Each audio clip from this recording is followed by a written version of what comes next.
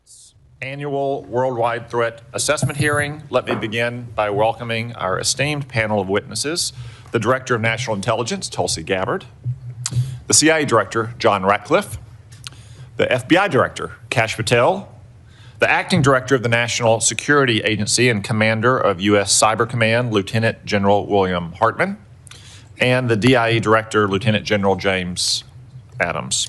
Thank you all for your appearance today and for your service. I also want to offer a special thanks to General Hartman, who is about to enter a well-earned and well-deserved retirement. General, on behalf of the committee, thank you for your lifetime of service to our nation. I'd first like to take this opportunity to commend the thousands of men and women in our intelligence agencies whom our witnesses represent. Our intelligence professionals are second to none. Because of their service, their dedication, and their sacrifice, Americans are safer at home and around the world. But because of the nature of their work, grateful Americans don't buy their lunch at restaurants or even have a chance to say thank you. So on their behalf, let me simply say thank you. I want to make two basic points this morning. First, the world is always a dangerous place, especially for America. But thanks to your agencies and President Trump's leadership, the world isn't quite as dangerous for Americans as it was a year ago. Thanks to the efforts of our military and intelligence personnel, including my fellow Arkansans who are now serving in the Middle East, the Iranian revolutionary regime that terrorized the world for 47 years is finally knocked on its back foot. Last summer, we devastated Iran's nuclear facilities. In recent weeks, we've eliminated Iran's top leadership, pummeled its military, sunk its navy, destroyed its missiles, neutered its proxies, and left its economy reeling. After 47 years of indecision and timidity, America has finally put our foot down. I'm also pleased to report that things have improved a lot in our own backyard now that Venezuela's illegitimate communist dictator, Nicolas Maduro, is rotting in a New York prison. Only the United States could execute a military and intelligence operation of this difficulty without a single American life lost. Our military is awesome, but these operations wouldn't have succeeded, and they probably wouldn't have even been tried without timely, accurate, and fact-based intelligence from your agencies. These successful operations are a testament to our intelligence professionals' ability to expose and uncover critical details about America's enemies. So let this be a warning to those who wish America harm. We leave no stone unturned, and there's no one or no thing close to you that might not betray you.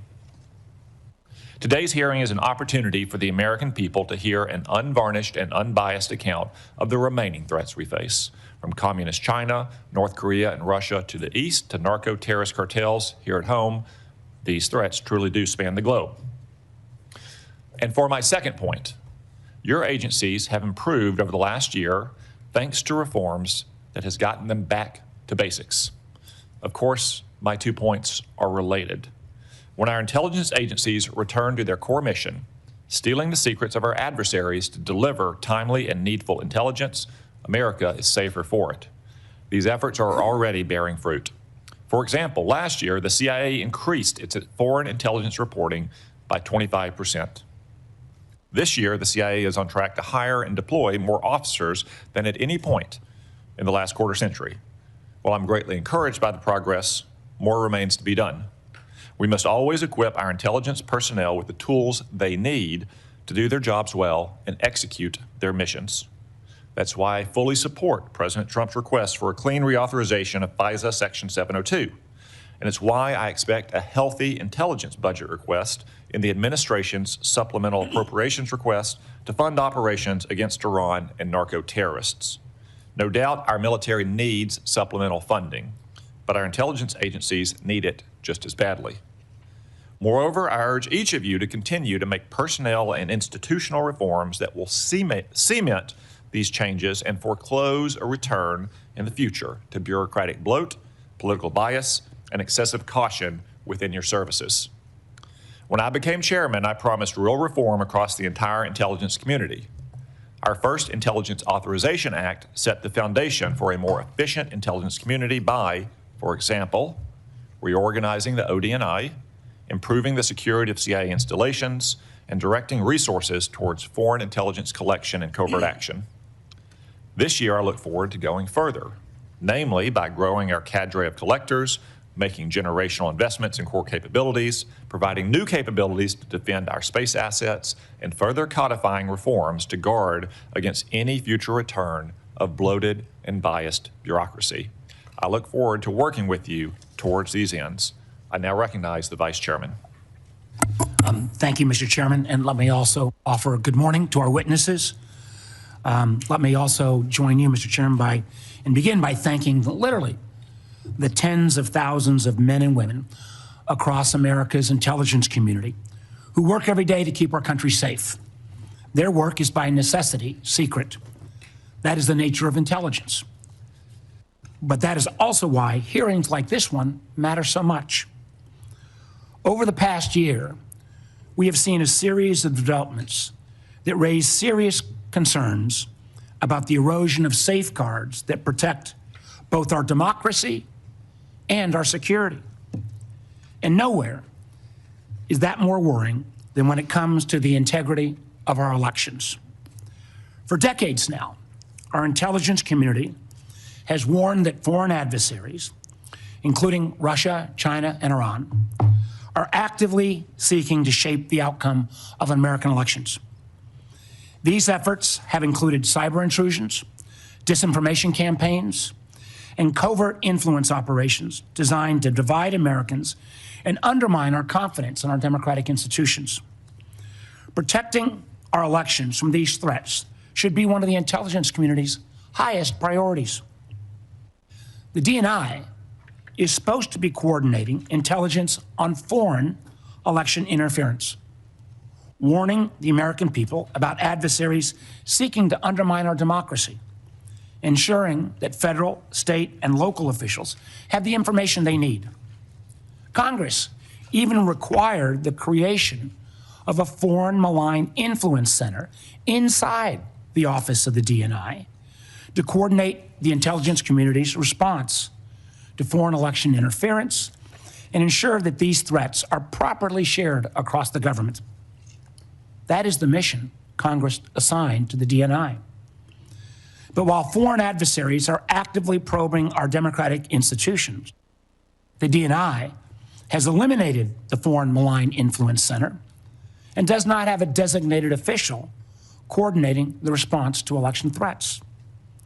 And for months, the committee has repeatedly requested briefings from the IC, briefings that are required by law on legitimate foreign threats to the midterms. We have received no response. Now, that silence, I believe, should concern every member of the committee because it clearly demonstrates the DNI is not interested in protecting American democracy by combating foreign influence. Instead, unfortunately, we have seen the DNI involve herself in purely domestic matters. Last month, we saw Director Gabbard personally participate in a law enforcement raid to seize election ballots and voting machine records in Fulton County, Georgia. A raid tied to an election that the president lost 6 years ago. When the warrant supporting the raid was unsealed, it showed something deeply troubling. There was no foreign connection to justify the involvement of our nation's top spy. Instead, the predicate for the warrant was a slop of debunked conspiracy theories that had already been rejected repeatedly by courts, by independent investigators, and even by Georgia's own Republican Secretary of State. Yet the nation's top intelligence official was personally involved in this operation. This raises one very serious question. If the intelligence community is not being deployed to mobilize against foreign threats, why is it being deployed at all on a domestic issue? The DNI's appearance at this raid, as well as their involvement in seizing voting machines from Puerto Rico, suggests something that should also alarm every American. I believe an organized effort to misuse her national security powers to interfere in domestic politics and potentially provide a pretext for the president's unconstitutional efforts to seize control of the upcoming elections. Don't take my word for it. The president has repeatedly pushed for the nationalization of our elections, calling for federal government to override the state election laws and, quote, take over voting while continuing to make false statements about election fraud. And we have heard troubling rhetoric from senior officials that reinforce these concerns. As former Homeland Security Secretary Kristi Noem said publicly, we've been, and this is a quote, we've been proactive trying to make sure we have the right people voting, electing the right leaders to lead this country. At the same time, the administration has brought into government individuals promoting conspiracy theories about our elections. The so-called White House Director of Election Security and Integrity, Kurt Olson, played a key role in efforts to overturn the results of the 2020 election. Now, Mr. Olson holds a position inside the federal government with the authority to refer criminal investigations and access our most sensitive security information, all supposedly doing his witch hunts around elections. As a matter of fact, according to the court filings, he helped trigger the FBI seizure of the ballots in Fulton County. So it's worth asking, why is someone whose career has been devoted to undermining the legitimate results of a democratic election now operating from inside the federal government with access to law enforcement and intelligence authorities? What exactly has he been empowered to do? As members of our committee know, this committee was created in the aftermath of the unconstitutional abuses exposed after Watergate. The guardrails have been built around our intelligence and law enforcement agencies over the past several decades. Exist for a reason. Without them, America begins to look more like adversaries emphasized in this year's annual threat assessment: China, Russia, Iran, North Korea, and less like a democracy. Confronting these very clear and present threats to American security requires experienced professionals in intelligence agencies that are focused squarely on their mission. Instead, over the past year, we've seen actions that only serve to weaken them. Politically motivated purges at the FBI has resulted in the exodus of hundreds of agents and the reassignments of hundreds more from key national security areas like counterintelligence, counterterrorism, and cyber, and where they've been redeployed to? Immigration enforcement. In one troubling case, agents working on a task force focused on threats from Iran, clearly something that's pretty damn important right now, were dismissed because they had previously participated in the investigation of the president's mishandling of classified information. Elsewhere, the Bureau's budget is being slashed. Last year, it cut over $500 million, with the largest decreases from cyber, counterterrorism, and counterespionage. And the remaining scarce resources are being squandered on things like a $60 million jet for the director's personal travel so he can go golfing in Scotland or partying with athletes in Milan. In fact, according to a whistleblower account, those flights became so frequent they even delayed the Bureau's response to major incidents like the Charlie Kirk assassination or the shooting at Brown University. Credible reports also indicate that highly trained FBI agents from elite SWAT units have been reassigned to chauffeur his girlfriend, an unprecedented use of personnel whose training are actually intended for hunting violent criminals and neutralizing terrorists. Unfortunately, this dysfunction has not been limited to the FBI. Both the National Security Agency and the Defense Intelligence Agency, and this is no reflection on the two gentlemen sitting in front of us, were both left leaderless for months after the president fired their directors. One at the behest of a 9/11 conspiracy theorist, and the other for providing a fact-based assessment that contradicted the president's claims about obliterating Iran's nuclear program. Clearly, if the program had been truly obliterated, the president wouldn't be bombing again right now.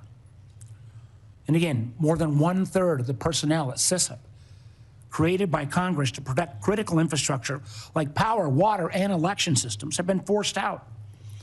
That seems like a real mistake as we still grapple with the intrusion called Typhoon and the recent Iranian cyber attack on Stryker. And we are now seeing in real time the cost to the State Department. Thousands of American citizens were trapped in a literal war zone with little assistance from their own government. For a time, those calling the State Department hotline for assistance were greeted with a pre-recorded message that said, quote, "Please do not rely on the U.S. government for assisted departure or evacuation." This was a foreseeable security crisis. When you start a war of choice, when there was no imminent threat, you should be able to prepare to make sure you get Americans out of the war zone.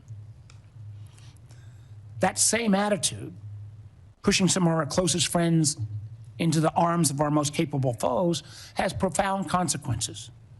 Two of our most significant allies, Canada and the UK, are currently working to sign trade deals with China because they no longer believe the United States is a dependable partner. That's a remarkable statement in 2026. And in the president's war of choice with Iran, a war that has already killed 13 service members, cost Americans, taxpayers, billions of dollars, and scrambled supply chains from oil to fertilizer to aluminum, nobody answered the call when the president asked our allies to help reopen the Strait of Hormuz. As the president's own counterterrorism chief acknowledged in his resignation yesterday, Iran posed no imminent threat to the United States.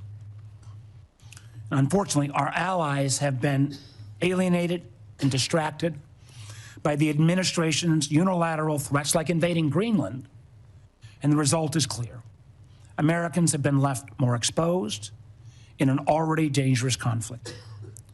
Now, what I just outlined is quite a list, and it's a partial one at that. Matter of fact, we've got a full list we'd like to share with all the press. So what does this all mean? It matters because I believe the warnings contained in this year's annual threat assessment. I believe our IC when they say the global security environment is becoming more complex and that armed conflict is becoming more global. And I also agree with the assessment when it says that to succeed, we must think prudently and prioritize our efforts. On the topic of the annual threat assessment, I want to close where I began by noting that since the first time since 2017, in the aftermath of Russia's intervention in our 2016 elections, the annual threat assessment includes nothing about adversary attempts to influence American elections. Now, I don't believe this omission means that the threat has disappeared. It means that the intelligence community is no longer being allowed to speak honestly about it. And it raises serious questions, and I will be asking about your priorities, Director Gabbard, in terms of what you're choosing to prioritize instead. Thank you, Mr. Chairman. I yield back. Before we go to the witnesses, now that we have a critical mass of members, I would simply like to remind members that we will handle questions as we did last year, seniority at the time of the gavel, and alternating between Democrats and Republicans. We'll have one round of questions, 7 minutes per round. I will not entertain questions after 7-minute time has expired. Furthermore, I expect to convene the closed session in our usual location promptly 30 minutes after the open session begins. Director Gabbard, the floor is yours. Thank you, Chairman Cotton, Vice Chair Warner, members of the committee, good morning. I'm here today to present the 2026 Annual Threat Assessment, joined by the directors of the CIA, FBI, DIA, and NSA. Before I continue, on behalf of the intelligence community, I want to extend our thanks to General Hartman for his 37 years of service in uniform and closing out his 37 years with tremendous leadership of the NSA. This briefing is being provided in accordance with ODNI statutory responsibility. I'd like to remind those who are watching what I am briefing here today conveys the intelligence community's assessment of the threats facing U.S. citizens, our homeland, and our interests, not my personal views or opinions. In this assessment, we're following the structure of priorities that were laid out in the President's national security strategy, starting with the threats to our homeland and then shifting to global risks. The defense of our homeland is of the utmost importance to the American people, and efforts by this administration have shown over the last year the results of bolstering homeland defense in the security of the American people. For example, the strict enforcement of U.S. policies at the U.S.-Mexico border and regionally have served as a deterrent, drastically reducing illegal immigration. Based on Customs and Border Patrol data, January 2026's monthly encounters are down 83.8% compared to January 2025. Encounters declined 79% compared to 2024. The drivers of migration are likely to continue. Potential worsening instability in countries like Cuba and Haiti risk triggering migration surges, and smugglers who have long operated as transnational criminal organizations continue to view chaos as an opportunity for profit and will continue to look to profit from illegal immigration flows. These transnational criminal organizations continue to pose a daily and direct threat to the health and safety of millions of U.S. citizens, primarily and directly by producing and trafficking in illegal drugs. Under President Trump's leadership, fentanyl overdose deaths have seen a 30% decrease from September 2024 to September 2025. President Trump's aggressive efforts to more directly and actively target these transnational criminal organizations and reduce the inflow of fentanyl precursors has already had a significant impact, which is likely to continue. We've seen fentanyl potency also decrease, likely due to disruptions to the production supply chain. U.S. efforts to work with China and India to halt the flow of fentanyl precursor chemicals to North America are demonstrating some improvement, but there is more work to be done, as sadly, there are still tens of thousands of fentanyl-related deaths in America every year. Mexico-based TCOs like the Sinaloa Cartel and Jalisco New Generation Cartel dominate the production and smuggling of fentanyl, heroin, meth, and cocaine into the United States. Colombia-based DCOs and illegal armed groups like the Revolutionary Armed Forces of Colombia and the National Liberation Army are responsible for producing and trafficking large volumes of cocaine to the U.S. and European markets, with now some indicators of attempts to expand their market to the Asia-Pacific region. Colombia remains the world's largest producer of cocaine, and Colombian criminal groups have expanded their trafficking relationships with neighboring Ecuadorian and Brazilian gangs. As you know, MS-13 is well established in cells within the United States and uses violence to intimidate the Salvadoran diaspora, engaging in murder, extortion, retail drug trafficking, firearms offenses, and prostitution, fueling increased violence and instability. These and other TCOs continue to present a very tangible and individualized risk of violent crime to everyday Americans and contribute to regional instability. As the president increases his focus on counter-drug and counter-cartel pressures, they're likely to seek ways to try to adapt their operations, including shifting production locations and trafficking routes and methods. The United States continues to face a complex and evolving threat landscape with a geographically diverse set of Islamist terrorist actors seeking to propagate their ideology globally and harm Americans, even as al-Qaeda and ISIS remain weaker today than they were at their respective peaks. The spread of Islamist ideology, in some cases led by individuals and organizations associated with the Muslim Brotherhood, poses a fundamental threat to freedom and the foundational principles that underpin Western civilization. Islamist groups and individuals use this ideology for recruiting and financial support for terrorist groups and individuals around the world, and to advance their political objectives of establishing an Islamist caliphate which governs based on Sharia. There are increasing examples of this in various European countries, and President Trump's designation of certain Muslim Brotherhood chapters as foreign terrorist organizations is a mechanism to secure Americans against this threat. In response to setbacks to their capabilities of conducting large-scale complex attacks, Islamist terrorist groups have shifted toward focusing on executing information operations to spread propaganda and inspire or enable individuals located in or with access to the West. U.S. counterterrorism efforts, primarily in Iraq, Somalia, Yemen, and Syria in 2025, were instrumental in removing key terrorist leaders and operatives, degrading the ability of al-Qaeda and ISIS to quickly reconstitute its leadership and plan large-scale attacks against the homeland and U.S. interests abroad. Strict U.S. border enforcement measures and increased deportations of individuals with suspected links to Islamist terrorists have reduced access to the homeland and removed some potential sources of future terrorist attacks. Since January, U.S. officials have only had a handful of encounters at our borders with individuals associated with terrorist groups. This is a positive trend. However, our interagency coordinated efforts to continue to identify, locate, and remove known or suspected terrorists who may already be in the United States continues with vigilance. In 2025, there were at least 3 Islamist terrorist attacks in the United States. Law enforcement disrupted at least 15 U.S.-based Islamist terrorist plotters. Roughly half of last year's disrupted plotters had some online contact with Islamist terrorists inspired by Islamist foreign terrorist organizations abroad. For example, in the recent attempt to attack a synagogue in Michigan, the shooter had familial ties to a Hezbollah leader.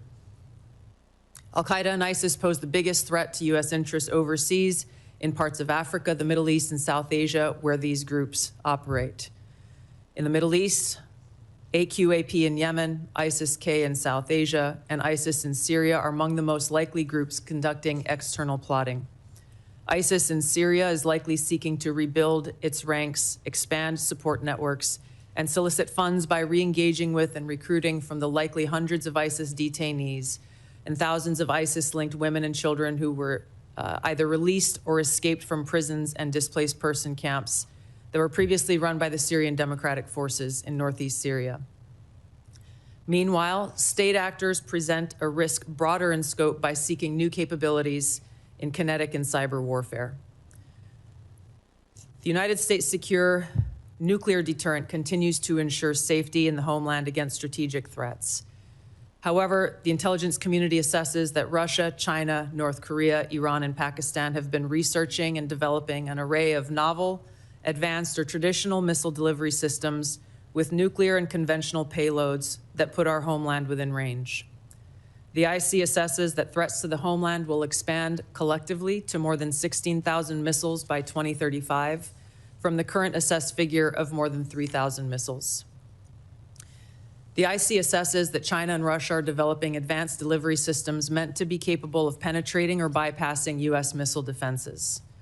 North Korea's ICBMs can already reach U.S. soil, and the IC assesses that it is committed to expanding its nuclear arsenal. Pakistan's long-range ballistic missile development potentially could include ICBMs with a range capable of striking the homeland. The IC assesses that Iran has previously demonstrated space launch and other technology it could use to begin to develop a militarily viable ICBM before 2035, should Tehran attempt to pursue that capability. However, these assessments will clearly be updated as the full impact of Operation Epic Fury's devastating strikes on Iran's missile production facilities, stockpiles, and launch capabilities is determined. These nations collectively will likely seek to understand U.S. plans for advanced missile defense for the homeland, probably for the purpose of shaping their own missile development programs and assessing U.S. intentions regarding deterrence. Shifting to the cyber domain, the IC assesses that China, Russia, Iran, North Korea, and non-state ransomware groups will continue to seek to compromise U.S. government and private sector networks, as well as critical infrastructure, to collect intelligence, create options for future disruption, and for financial gain. The IC assesses that China and Russia present the most persistent and active threats and are continuing their R&D efforts. North Korea's cyber program is sophisticated and agile. In 2025 alone, North Korea's cryptocurrency heist probably stole $2 billion, which the IC assesses is helping to fund the regime and include further development of its strategic weapons programs. Financially or ideologically motivated non-state actors are becoming more bold, with ransomware groups shifting to faster, high-volume attacks that are harder to identify and mitigate. Innovation in the field of artificial intelligence will likely accelerate these threats in the cyber domain. The IC assesses that it will increasingly shape cyber operations, with both cyber operators and defenders using these tools to improve their speed and effectiveness. For example, in August of 2025, cyber actors used an AI tool to conduct a data extortion operation against international government, healthcare, and public health emergency service sectors, as well as religious institutions. Moving to the Arctic, the IC assesses that Russia, and to a lesser extent China, aim to strengthen their presence in the region through increased maritime trade, natural resource extraction, and military activity. Russia, which has the longest coastline in the Arctic, has long sought recognition of its polar great power status and is deploying more military forces and building new permanent infrastructure. China, though not an Arctic country, is engaged in more limited efforts in the region to advance its own strategic and economic interests. The IC assesses that China is the most capable competitor in the field of artificial intelligence. The IC assesses that AI capabilities are rapidly advancing and changing the threat landscape, as this is a defining technology that enables computers and machines to simulate human learning comprehension, problem solving, creativity, and autonomy. It will be critical to ensure that humans remain in control of how AI is used and of the machines that may threaten to autonomously violate the interests of the American people across all domains. AI adoption at scale across the spectrum of usage poses serious risks. AI has the potential to aid in weapons and systems design and has been used in recent conflicts to influence targeting and streamline decision-making, underscoring the risk and likely threats that could manifest on the battlefield. Early developers in quantum computers will give countries an extraordinary technological advantage over others to quickly process national security information and break current encryption methodology used to protect sensitive finance, healthcare, and government information. The global security landscape is volatile and complex, with armed conflict growing more common and posing potential threats against U.S. interests. Strategic competition and regional and smaller powers are becoming more willing to use force to pursue their interests, heightening the risk of conflict. The IC assesses the space domain is becoming increasingly contested, with China and Russia developing counter-space capabilities to challenge U.S. space efforts. The threat of nuclear proliferation and advancing chemical and biological warfare capabilities continues to grow. I'll turn now to our neighborhood in the Western Hemisphere, where flagging economies, high crime rates, pervasive organized crime, migration flows, corruption, narcotics trafficking, all of these present a spectrum of risks to U.S. interests, and where strategic competitors seek to gain greater influence in the region.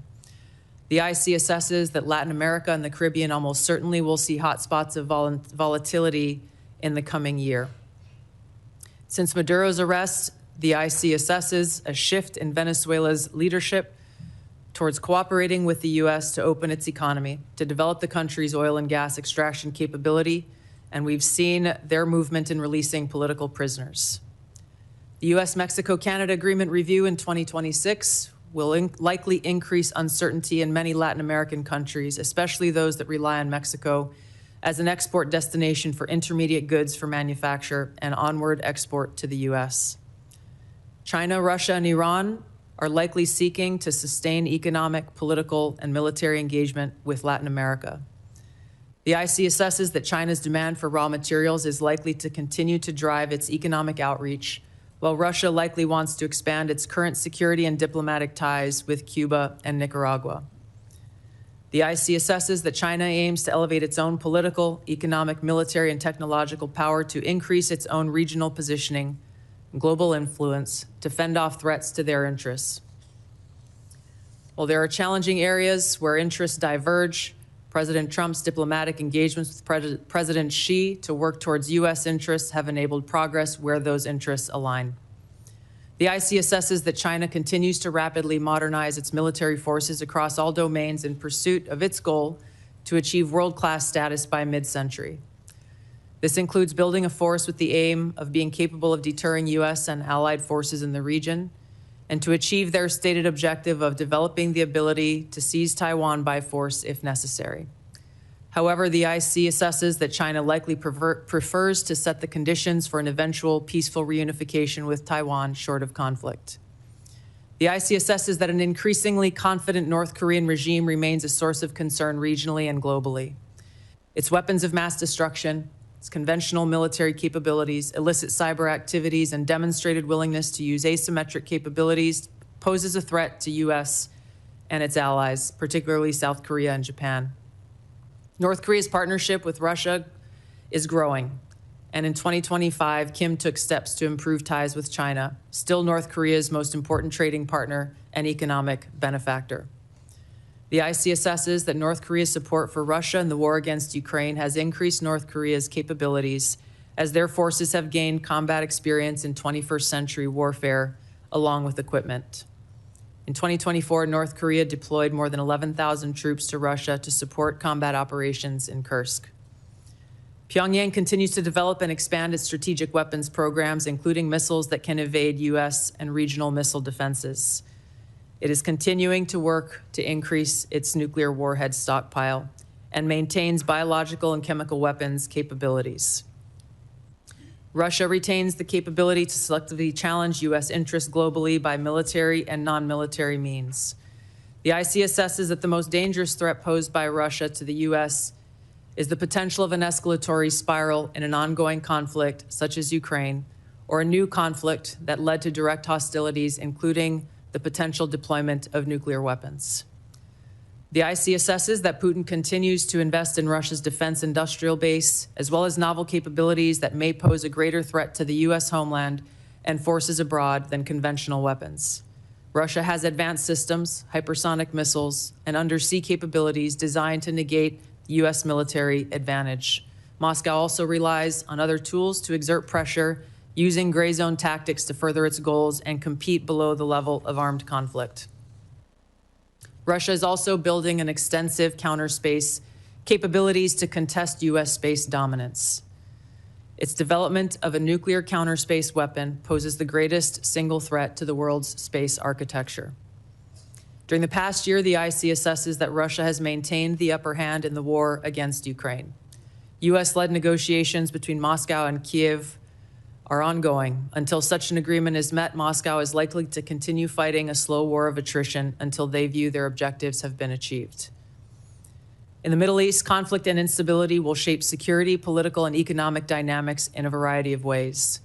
The IC assesses that Operation Epic Fury is advancing fundamental change in the region that began with Hamas's attack on Israel on October 7th, 2023, and continued with the 12-day war last year, resulting in weakening Iran and its proxies.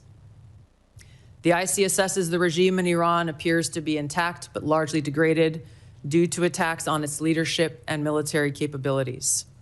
Its conventional military power projection capabilities have largely been destroyed, leaving limited options. Iran's strategic position has been significantly degraded. The U.S.-led maximum pressure campaign and snapback of European sanctions added additional pressure to an already bleak Iranian economy, resulting in mass protests earlier this year that Tehran suppressed by killing thousands of protesters. Even if the regime remains intact, the IC assesses that internal tensions are likely to increase as Iran's economy worsens. Even so, Iran and its proxies continue to attack U.S. and allied interests in the Middle East. The IC assesses that if a hostile regime survives, it will likely seek to begin a years-long effort to rebuild its military, missiles, and UAV forces. Prior to Operation Epic Fury, the IC assesses Iran was trying to recover from the severe damage to its nuclear infrastructure sustained during the 12-day war and continued to refuse to comply with its nuclear obligations with the IAEA, refusing them access to key facilities. The IC assesses that China, Russia, and North Korea see the United States as a strategic competitor and potential adversary. Iran has long viewed the U.S. as an adversary and is engaged in active conflict with the U.S. as of today. These four countries, the IC assesses, are likely to continue their selective cooperation with each other, which could bolster their individual capabilities and threats to U.S. interests more broadly. However, currently these relationships are primarily bilateral on selective issues and depend on broader circumstances, divergent sovereign interests, and in some cases, concerns over directly confronting the United States. These factors, the ICSSs, are likely to constrain their relationships. Finally, conflicts on the continent of Africa are likely to persist through 2026 due to poor governance, economic demands, and external support. Tensions continue between Ethiopia and Eritrea, which could rapidly accelerate to conflict.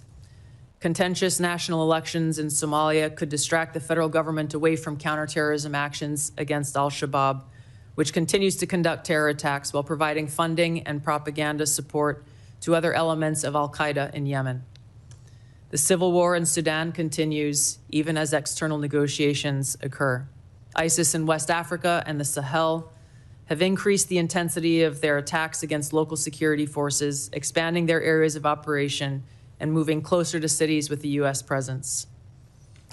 The IC assesses that African governments will likely use their wealth in critical minerals to seek partnerships that deliver them meaningful benefit. Concurrent conflicts and crises across the continent will continue to put U.S. citizens at risk and cause further instability. In closing, as leaders of the intelligence community, we remain committed to providing the President and policymakers with timely, unbiased, relevant intelligence to inform decision-making and to ensure the safety, security, and freedom of the American people. Thank you. Thank you, Director Gabbard.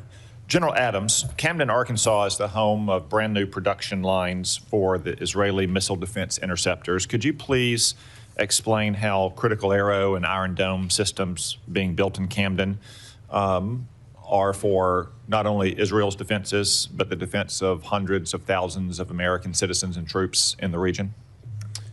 Chairman Cotton, thank you for that question. And I have to say that the Arrow system and the Iron Dome system are critical defensive systems that prevent adversary power projection from impacting the targets in the friendly areas in Israel. The Arrow system itself is the high altitude, primarily against MRBMs, and it's proven to be very, very effective against those systems. The Iron Dome is more of a closer-in system, protecting against rockets and things of that nature. But the combination of those two with U.S. systems creates a shield to prevent those attacks from the Iranians impacting key areas in areas where they're protecting. Thank you, General Adams. I was recently in Camden with Secretary Hegseth as part of his Arsenal of Freedom tour, and they are great Arkansans who do great work to keep our nation safe. General Hartman, we've often spoken about our pressing need for more cybersecurity manpower and part-time formation, such as the Arkansas Air National Guard's 223rd Cyberspace Operations Squadron are a great way to grow the force. What recommendations do you have to grow these cyber protection teams and develop more capacity for local and national missions? Chairman Cotton, thanks for the question. I did hear a little bit about the great team in Arkansas there, and I know 855 CPT operates from that formation. And so for us, certainly looking at a number of different initiatives. One, ensure that we can share all of the relevant top secret classified information and other sort of indications and warning that the organizations need. But I will tell you, I'm an advocate for an ability to establish some sort of joint reserve cyber organization, and so that at Cybercom we can ensure that those organizations have all of the advanced training that they need to ensure that those organizations have access to all of the intelligence that they need, and to ensure that we control some level of funding at both Cybercom and NSA that can be used to mobilize those personnel to handle the most difficult problems that we're faced with. And we have been working with Congress on some of that language and the department, and we appreciate it, sir. Thank you, General Hartman. As I said in my opening, we only have this one public hearing a year, even though the committee hears from each of you several times throughout the year in classified settings. So we don't often have a chance to tell the American people what great work their intelligence professionals are doing for them. So Director Ratcliffe, could you take the opportunity to maybe join in the excellent briefings that Secretary Hegseth and General Kane have provided on a regular basis over the last couple months on the military aspects of both the Maduro raid and Operation Epic Fury to explain the CIA's contributions to those operations. Thank you, Senator. You know, last year when I was here in my confirmation, I promised you all, and you had all asked for, a more aggressive CIA, one that was focused on core mission, getting back to the business of stealing secrets, to be able to provide our policymakers with a decisive strategic advantage that would allow and advance and contribute to foreign policy and national security successes. To the credit of the CIA workforce, the CIA has delivered. Some of those successes have been very public. As you mentioned, Senator, Operation Midnight Hammer, Operation Absolute Resolve, flawless military operations like that are hostage to a flawless intelligence picture. And the CIA, as you know from classified briefings, contributed in myriad ways to the success of that. But what I would say to you is those successes are just emblematic of the phenomenal progress and success really by every measure, every metric, every standard across every national security space with regard to the work of the CIA. Senator, you mentioned some of it in your opening. The increase of our asset stable and our human sources up by 25%, our FI collection across the board, our foreign intelligence collection up by 25% overall, and in important categories like China, for instance, up 100%. In areas like tech and AI, up 45%. On the counter-narcotics front, our operations up by 70%. And with regard to counterterrorism, those are classified numbers that I'll share with you in the classified portion of this hearing, but they're off the charts good. The best way I can summarize it, Senator, is I had a 32-year veteran of the agency retire this year, and he said to me, I hate to go. I don't know if this is the best year that the CIA's ever had, but it's the best year I can ever remember. And I think that reflects the current morale of the CIA. It's a workforce that knows it's doing a great job. It knows that it's being allowed to do what they signed up to do, which is provide that decisive strategic advantage to our country for great successes that everyone can see. So I thank you for the opportunity to let me recognize the CIA workforce. Thank you. Director Ratcliffe, I want to address one specific threat from Iran, the threat of an intercontinental missile, which is really just the combination of two technologies, one thrust to get something into space and a reentry vehicle to get it back to Earth. Iran has always had a space launch program, which is flimsy cover for the first part of that intercontinental missile program. I haven't seen any Iranian astronauts in space lately. And second, they have medium-range ballistic missiles, which already have a reentry vehicle. So if you crudely married those two technologies together, I've heard some analysts say that Iran could have had a functioning intercontinental missile to threaten the United States in as few as 6 months. Would you agree with that assessment? Well, you're right to be concerned about Iran's development of longer-range ballistic missiles, Senator. If Iran were allowed to develop at the IRBM ranges, which is 3,000 kilometers, it would threaten most of Europe. And yes, as you mentioned, we know that Iran is gaining experience in these larger, more powerful booster technologies through its so-called space launch vehicle program.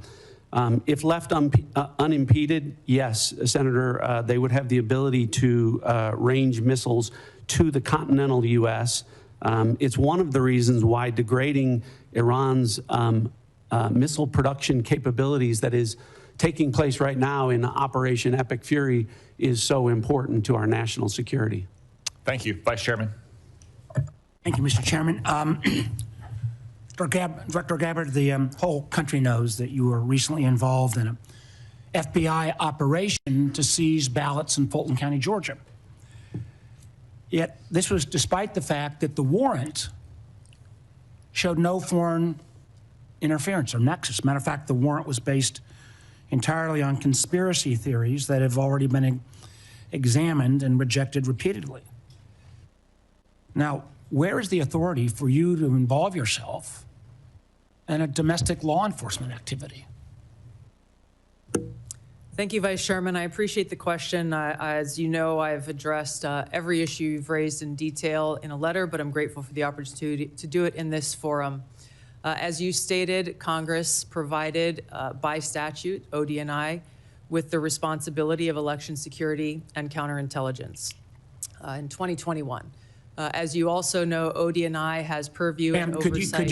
I know the history very well, but could you just I am addressing the question. ODNI also has purview and overview over two domestic-related agencies, the Department of Homeland Security and the FBI, both of which have purview over election security responsibilities to ensure the integrity of our elections. I want to correct one of your statements that you've made multiple times, which is false. I did not participate in a law enforcement activity, nor would I, because that does not exist within my authorities. You were present on the scene. Are the photos of you on the scene false? I was at Fulton County, sir, at the request of the president, and to work with the FBI to observe this action that had long been awaited. I was not aware of what was in the warrant or was not in the warrant. And what was the president's specific request for you to go to? What was the specific request that was made by the president for you to show up in Fulton County? To go and observe the FBI's activities on this issue. So why? When you look at the fort, your question, sir. Do you have the answer why the president was knowing about this affidavit before it was even served? I'm not aware that the president knew about an affidavit before it was served. Then why was he sending you to Fulton County? This occurred the day that the FBI had it approved, their warrant approved by a local judge, and they began to execute this. To address your question, sir, about the foreign nexus question, in order for us to better understand the vulnerabilities in our election systems that may exist today as we look to 2026, and yes, we are very focused on trying to make sure that this election is one that the American people have Director Gabbard, I've got a number of questions. Director Gabbard, I have a number of questions. Let me ask my next question, please. You have not provided any of the required reports or briefings to this committee on foreign interference. This is the first threat assessment since 2017 that didn't even mention foreign interference. Last year, when you were already confirmed, it mentioned it at high level. Are you saying there is no foreign threat to our elections in the midterms this year? As I stated in the outset of my remarks, this year's annual threat assessment matches the prioritization of threats and Please answer the question, yes or no. Is there foreign threat interference to our elections this year? Are there foreign... Please allow me to answer the question, sir. The intelligence community has been and continues to remain focused on any collection and intelligence products that show a potential foreign threat for those who are seeking to... So far, there has been none then, because you've made no reports. Excuse me, ma'am. If you want to ask the questions, you should have stayed in Congress. Please answer the questions. I didn't ask you a question, sir. I'm trying to answer your questions. So you're saying the failure to provide any reports or the failure to have any mention of a foreign threat assessment, I would draw the conclusion there must be no foreign threat to our elections in 26. So that brings me a question that I have for both you, ma'am, and Director Patel. There are reports that in 2020, the president was preparing an executive order to potentially seize ballots or bring in federal forces. There is a published report that there is a similar EO being drafted right now about 2026, citing China. Director Patel, do you have any knowledge of that draft EO? Thank you, Vice Chairman. I do not, sir. Director Gabbard, do you have any? I do not. Thank you. Let me move to Iran. Now, I understand, and I appreciated Director Gabbard, your comments yesterday about agreeing that the president has sole authority, I guess, in his bones to declare whether something is an imminent threat. I didn't agree with your friend, Mr. Kent, but I didn't, again, I agreed with him yesterday on the fact that there was no imminent threat. I guess what I'm concerned about, one thing is, even in your printed testimony today on page 6, and your last paragraph on page 6, as a result of Operation Midnight Hammer, Iran's nuclear enrichment program was obliterated. There's been no efforts to try to rebuild their enrichment capability. You omitted that paragraph from your oral opening. Was that because the president had said there was an imminent threat 2 weeks No, sir, I recognize that the time was running long, and I skipped through some of the So portions you chose of my oral delivered remarks, You chose sir. to omit the parts that contradict the president. The president continues to say as well that, he had no idea, was shocked that the Iranians had moved to take over the Strait of Hormuz. Did you provide any intelligence that would say that it would be, that it was not likely that the Iranians would try to move on the strait? I'm not aware of those remarks, and I think those of us here at the table can point to the fact that historically the Iranians have always threatened to leverage their control over But why would the Strait president of say he was Hormuz. amazed? I'm not aware of those remarks. What about the comments the president made that thought that he was surprised again, reports that Iran struck the adjacent Gulf states? Again, I'm not aware of those remarks. We have Well, been let me and ask you this. continue to Did provide you the brief the president? Did you brief the president? Decisions. Did you brief the president if he starts a war of choice, that the likely result would be that Iran would strike adjacent Gulf nations and close the Strait of Hormuz? Did you brief him on those two facts that I think have been consistently the assumptions of the intelligence community? I have not and won't divulge internal conversations. I will say that those of us within the intelligence community continue to provide the president with all of the best objective intelligence available to inform his decisions. Senator Collins. Thank you, Mr. Chairman. Director Gabbard, you just testified that ISIS and al-Qaeda are significantly weaker. And reflecting that view, you have devoted declining budgets, personnel, and emphasis on countering terrorism. Yet, the fact is that ISIS is growing and operating in Somalia, Afghanistan, Syria, Pakistan, and Iraq. Al-Qaeda is surging in Afghanistan, the Arabian Peninsula, and throughout Central Africa. The Houthis in Yemen and the rest of the Iranian proxies remain a serious threat.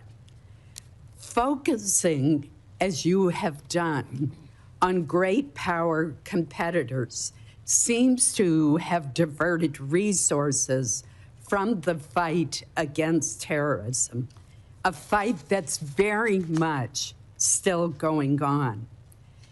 As I have said repeatedly, it is terrorists who want and can kill Americans today.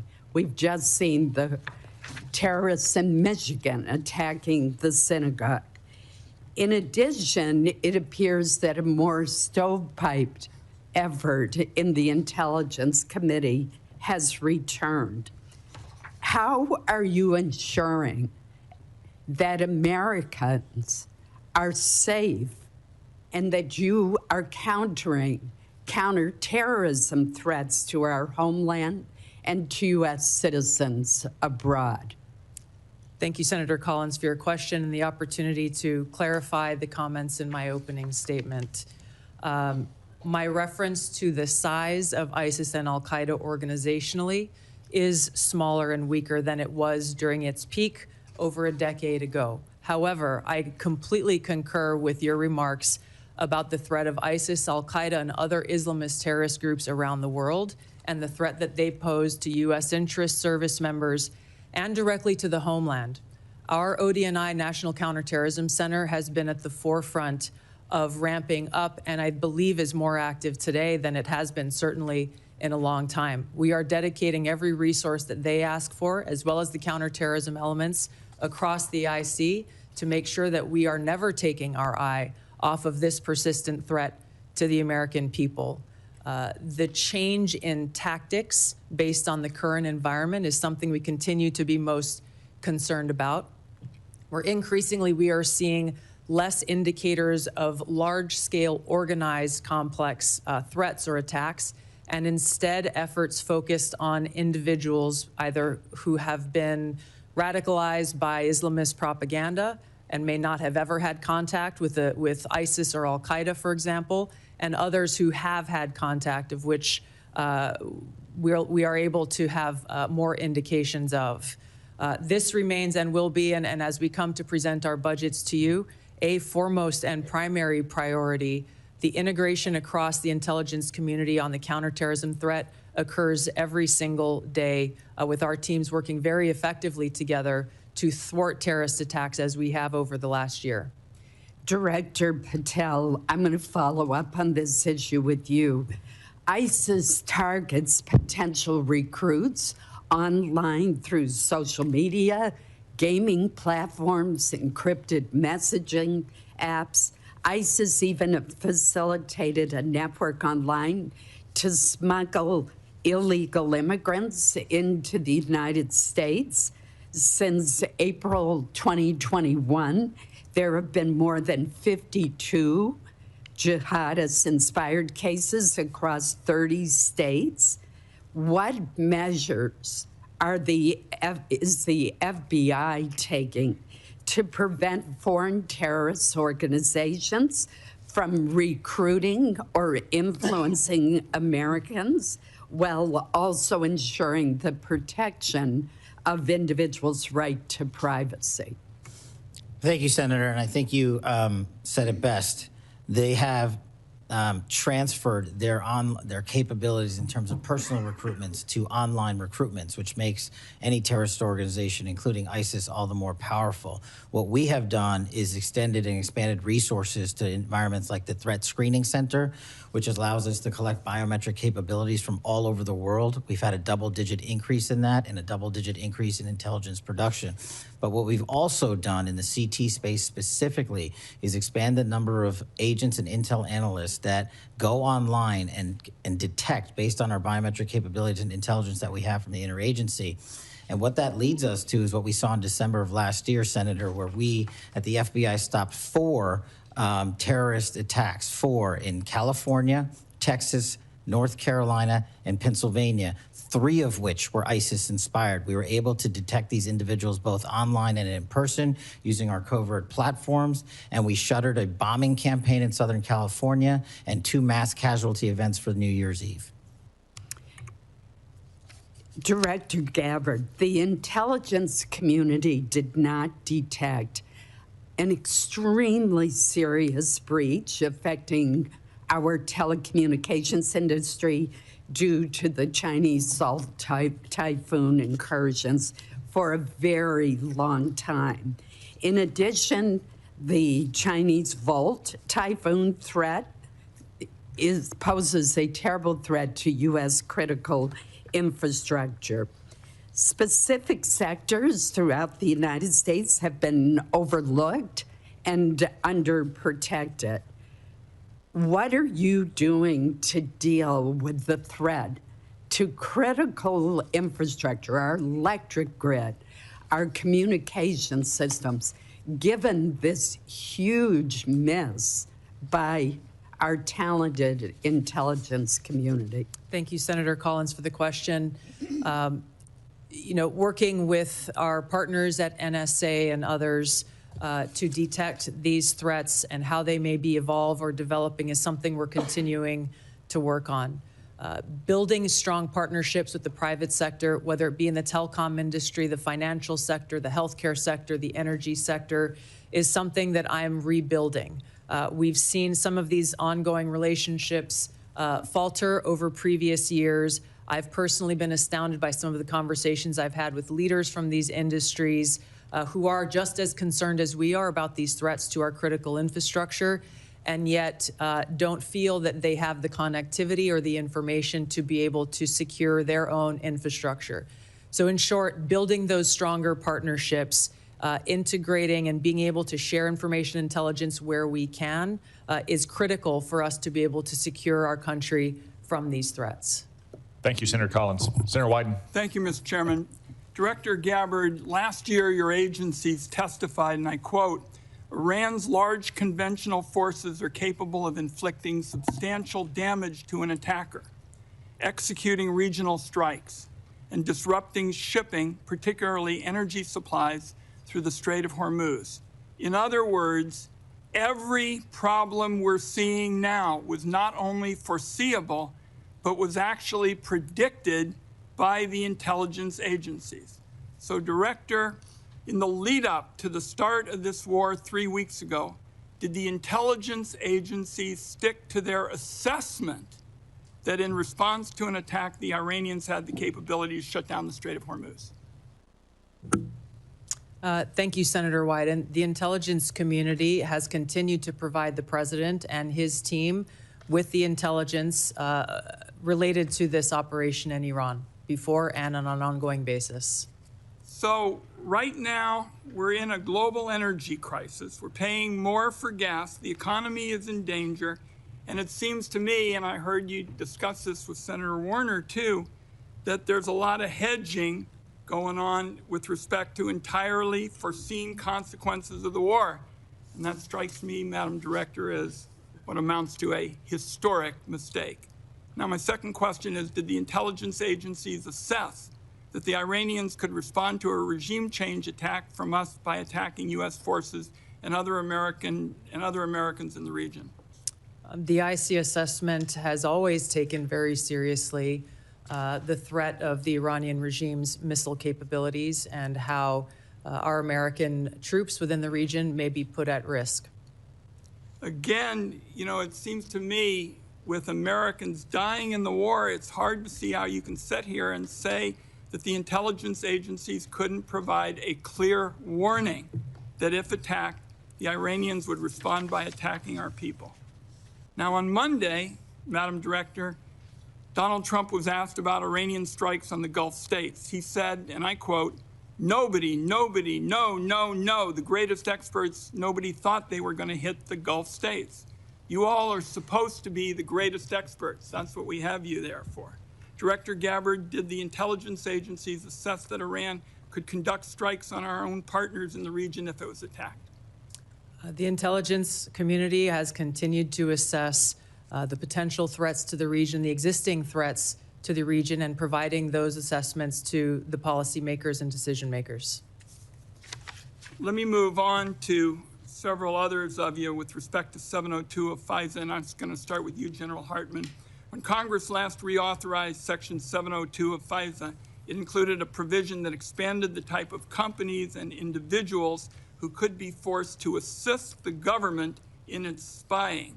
Has this expansion resulted in any intelligence, General Hartman? Senator, thanks for the question. Just to be clear, this provision provided us an ability to collect foreign intelligence on personnel outside of the United States. This is the major 702 issue in terms of expansion. What was the effect of what was done?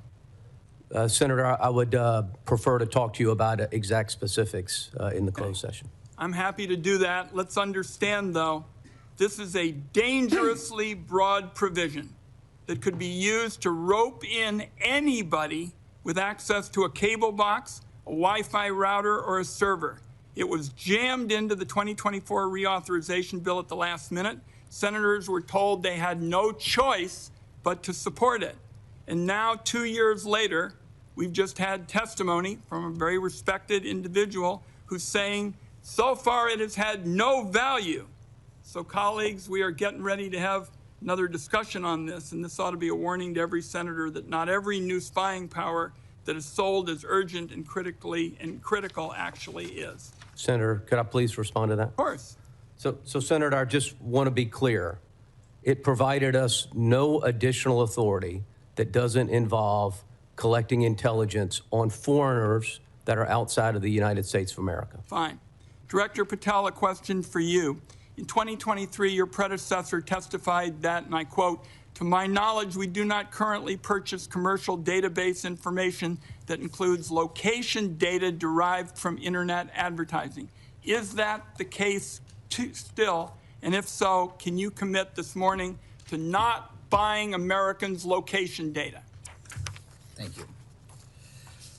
The FBI uses all tools, Senator, thank you for the question, to do our mission. We do purchase commercially available information that's consistent with the Constitution and the laws under the Electronic Communications Privacy Act, and it has led to some valuable intelligence for us to be utilized with our private and partner sectors.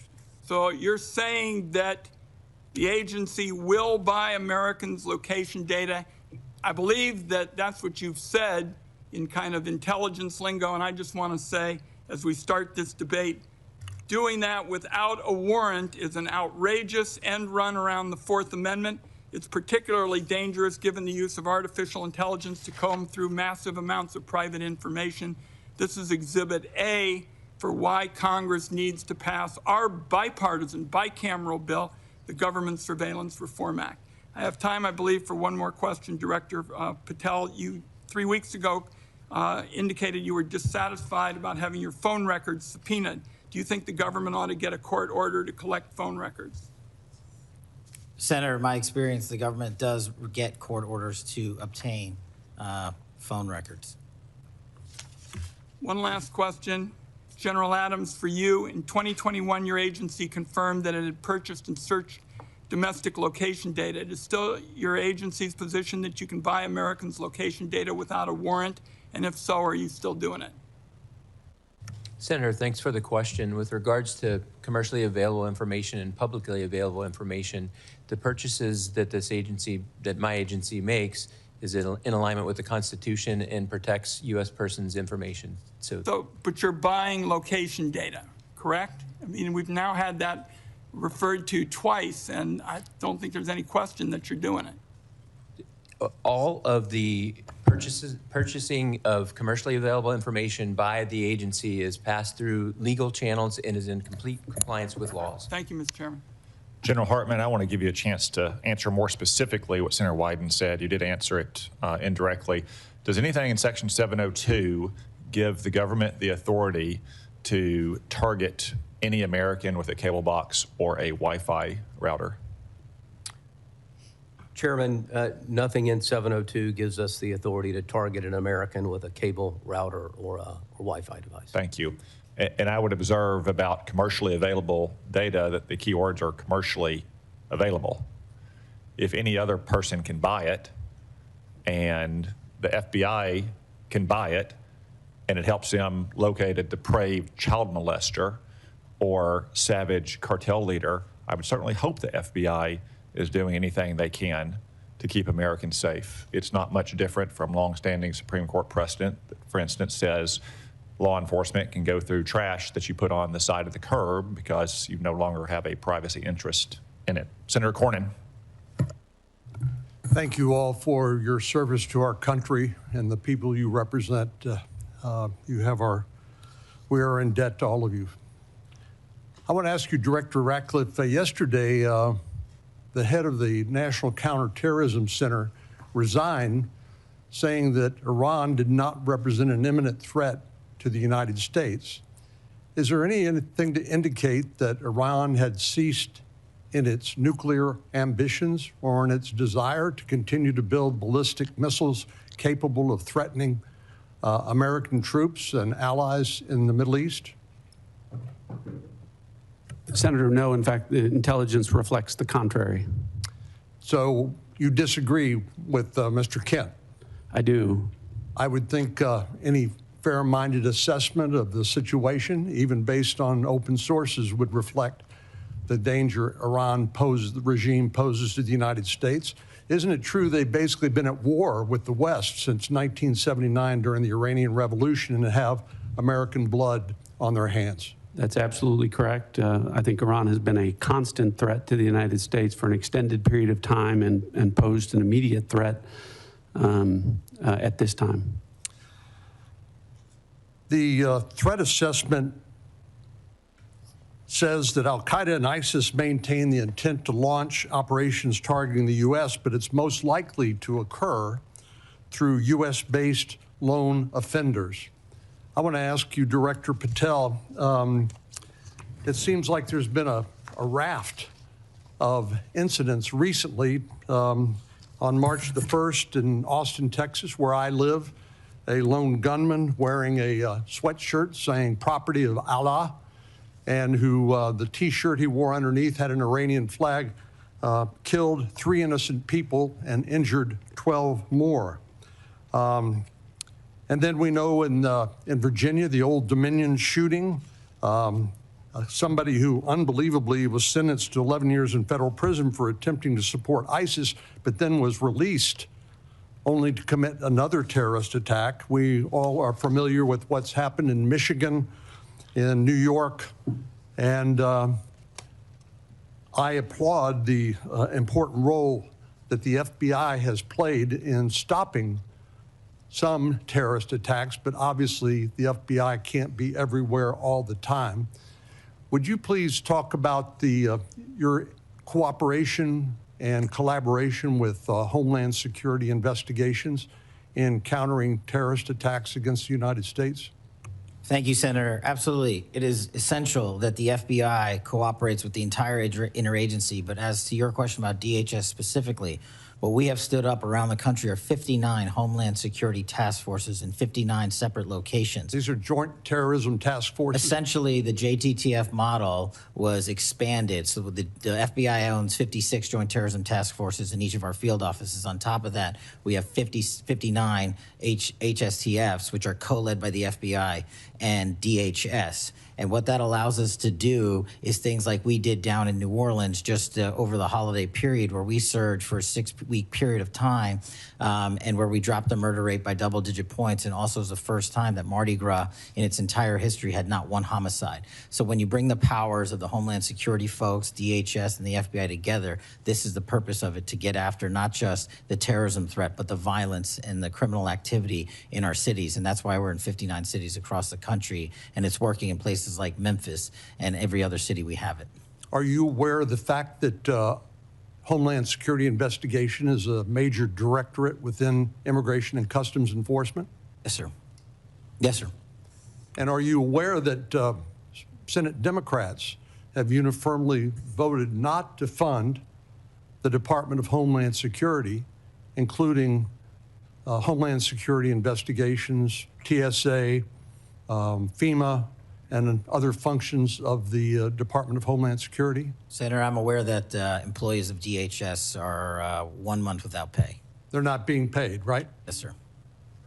And we were all seeing what's happening at airports, where people are having to wait hours at a time because of the fact that these TSA agents are overburdened. But what I wanted to focus on with you is the refusal to fund the functions of the Department of Homeland Security, including Homeland Security investigations, making Americans less safe? Absolutely.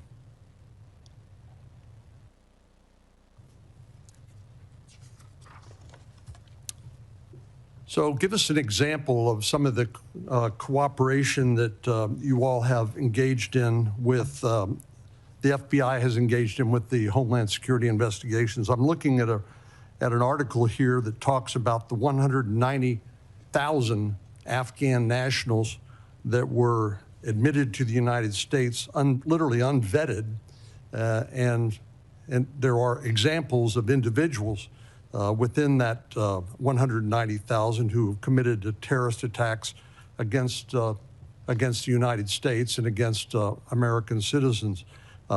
Is that the sort of thing that you are investigating with HSI?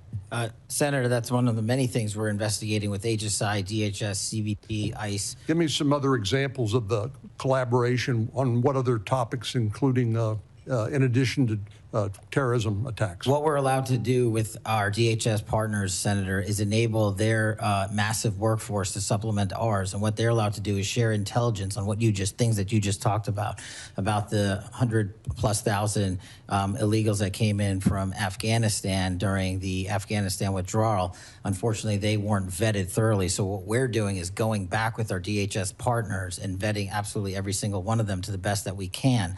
But unfortunately, we're not able to go out into the country and find every single one of these individuals. But we need more than 12,000 FBI agents to do that job, which is why we are utilizing the 100,000 or so 1811s at the Department of Homeland Security to give us the information they have from their immigration records, from their travel records, from their travel logs overseas and within the country. And what we're able to do is remove these individuals off the streets in every single state across the country, to include violent gang members, to include Tren de Aragua, to include ISIS-affiliated individuals, to include Al-Qaeda-related affiliated individuals. And hopefully we do it before and not after, like the tragedy that we witnessed in Washington, D.C., where an individual from Afghanistan was allowed to enter into our country and shot multiple members of our uniformed military service. Thank you. Senator King. Thank you, Mr. Chairman. I do need to point out, in response to some of the previous comments, twice in the last 2 weeks, as recently as last Thursday, Senator Patty Murray, the Appropriations Committee, put a bill on the floor that would have fully funded TSA, FEMA, CISA, and the Coast Guard for the rest of the year, leaving the focus on the dispute that we have with the conduct of ICE as separately. So inexplicably to me, that bill was blocked by my Republican colleagues. It would have, as I say, fully funded TSA, FEMA, CISA, Coast Guard, and then focused the attention on the situation with ICE. So I just want to be clear on who's blocking funding for those 4 agencies. I'd like to ask Ms. Gabbard and Director Ratcliffe, Director, both of you, were either of you in the room, or your designees, when the President was making the final decision about taking this action against Iran on February 27th, 28th? Was there an intelligence committee, community present in those deliberations? Mr. Ratcliffe, your response? Senator King, I'm probably in dozens and dozens of briefings with the President. I don't know if there was a single meeting where there was a single time where a decision was made. Were those dozens of meetings right during the lead up to this war? I know you've met many times, but I'm talking about it in the 2 weeks or so before the decision to go into Iran was made. Again, countless meetings with the President. During that period? During that period. Director Gabbard, were you present in those discussions? Likewise, yes. The reason I'm asking the question is there seems to be a discrepancy between what the Intelligence Committee community has reported over the years and what the President has said in terms of of this action. For example, Senator Wyden read the report from a year ago that strikes against neighboring states and action to close the Strait of Hormuz was predicted by the intelligence community, and yet the President says nobody knew. And my question is, did you tell him? Anybody want to answer that question? Senator, I'll answer the question. So with regard to briefings, the President gets briefings constantly about intelligence. Now, the comments that you talked about, I had not heard, but what I can tell you is that Iran had specific plans to hit U.S. interests in energy sites across the region, and that's why the Department of War and the Department of State took measures for force protection and personnel protection in advance of Operation Epic Fury. I think that's what's most important.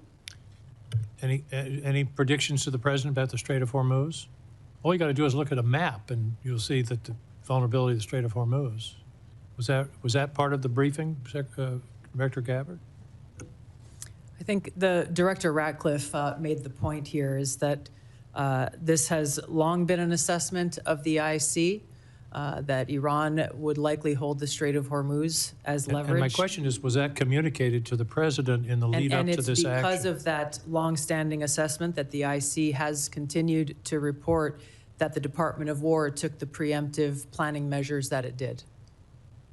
Well, they've stated that they did not plan for the Strait of Hormuz. The President said, who knew that was going to happen? Anyway, let's move on. Does the President take a daily brief from the intelligence community?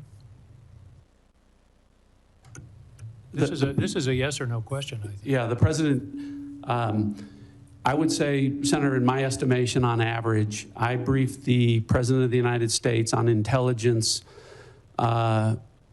probably on average 10 to 15 times a week where I have conversations with him about specific discrete issues. Sometimes there are dedicated sessions that last hours in length. Sometimes I'm briefing him on specific issues, sometimes 3 or 4 times a day. But I would say on average, my interactions where I'm briefing the president on important national security matters happens probably on average 10 to 15 times per week. Thank you. Could you update us on the intelligence on Russian intelligence sharing with Iran in the current conflict? What do we know? Senator, if there is that sharing going on, that would be an answer that would be appropriate for a closed session. Well, it's been in the public press. This is open source that it's occurring. Is it occurring? Again, if it is occurring, that would be an answer appropriate for a closed session. What I can tell you is that according to the Department of War, any support that Iran may be receiving is not inhibiting their operational effects. Okay, that's sort of the first cousin of a yes, I guess. According to intelligence analysis, can regime change or the elimination of the estimated 1,000 pounds of highly enriched uranium be accomplished without boots on the ground? Senator, the discussion about the Iranian nuclear capability, we intend in the closed session to talk about that in great deal. With regards to revealing any information about the ability to do that, I would have to defer that to closed session. Okay, I'll see you in an hour. Finally, there was very little, if anything, in the report, in the assessment about climate change, and that's been in past reports. There is a lot of discussion about migration. The estimates are that climate migrants, because of the changes in the climate and the atmosphere, and particularly in the center equatorial area of the Earth, will range from 200 million to 1 billion people by 2050. Do you believe that is a national security threat that should be addressed? The Syrian refugees were about 6 million, and they upset the politics of Europe for several years. We're talking about 200 million to 1 billion people on the move. I believe that's something we should be discussing and that the intelligence community should be assessing. Director Gabbard? Yes, Senator, there are a number of drivers of things like migration. It would be an extensive and voluminous annual threat assessment if we included every single one.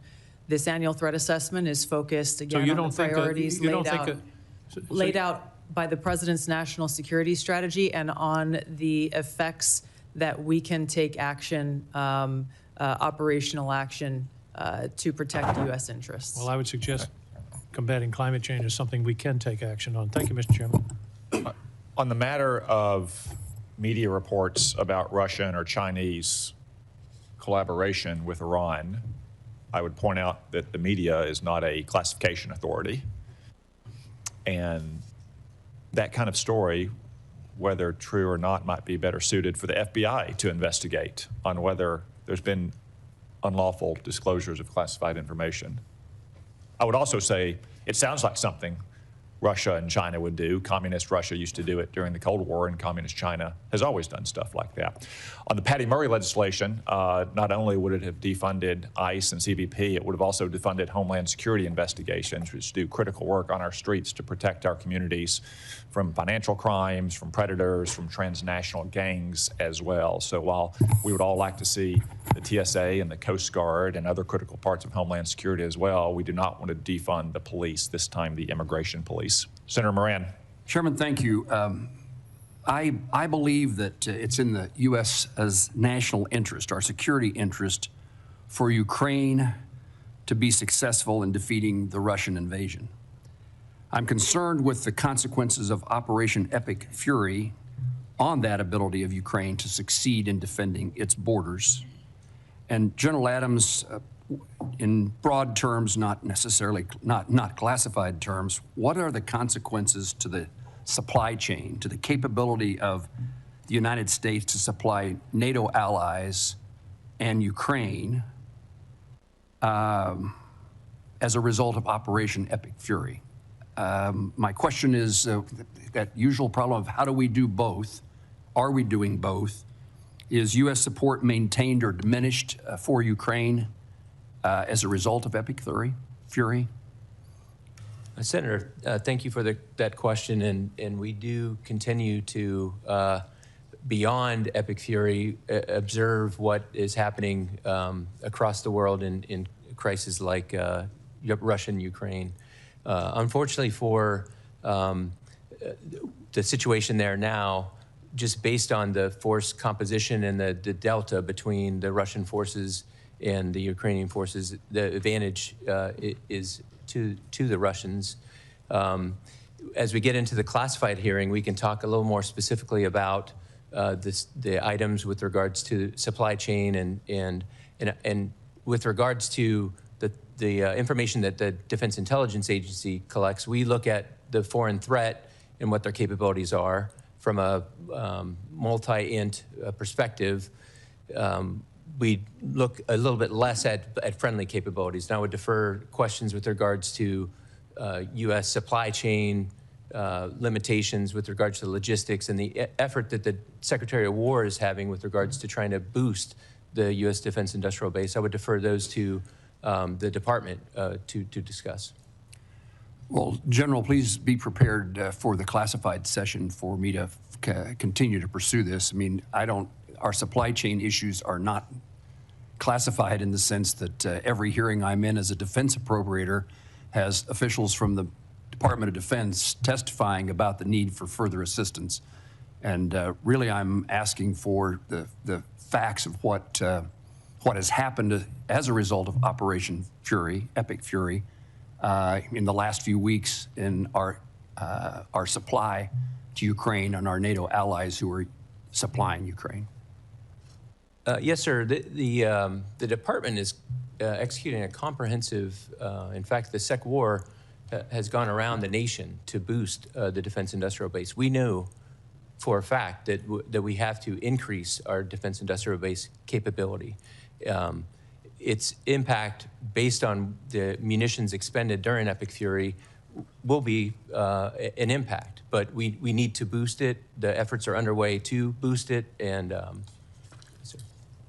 well, I'm interested in helping accomplish that goal. Director Ratcliffe, perhaps along the same line, I assume let me first of all compliment you on your public service. I appreciate you.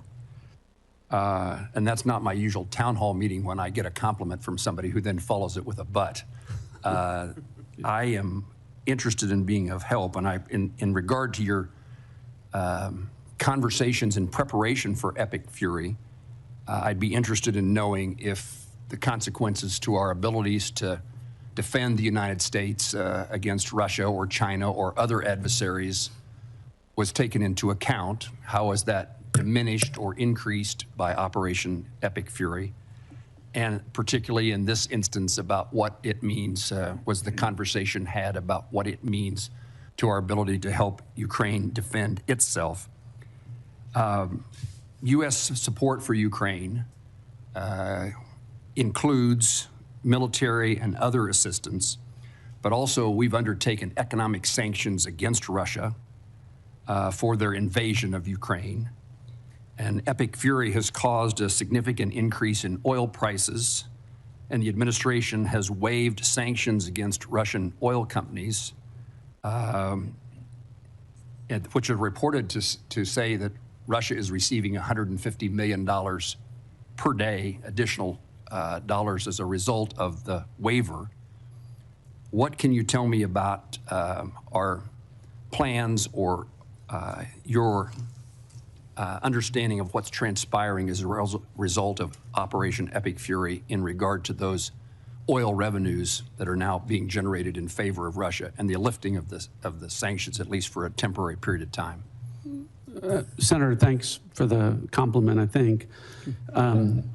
I'll start with a couple things. What I would tell you is the same military and intelligence professionals who delivered not just for the administration, but for the American people, a flawless intelligence picture and flawless military operations in Operation Midnight Hammer and Operation Absolute Resolve are the same folks involved with Operation Epic Fury.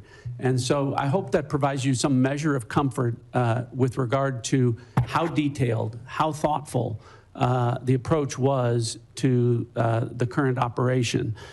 And that's why I think that to mischaracterize it as it is being done in the media is a disservice to the folks involved in what is a very specific campaign that is different than the two that I mentioned before. It's why the president came out and said, this isn't over in a matter of hours. This is a 4 to 6 week campaign, and that it would come at some cost because the goal of the president and the administration is to address a 47-year problem, the most destabilizing force in the Middle East for the last 47 years, one that has frankly been watered, fed, and nurtured by policies of prior administrations that has allowed them to become the threat that they have.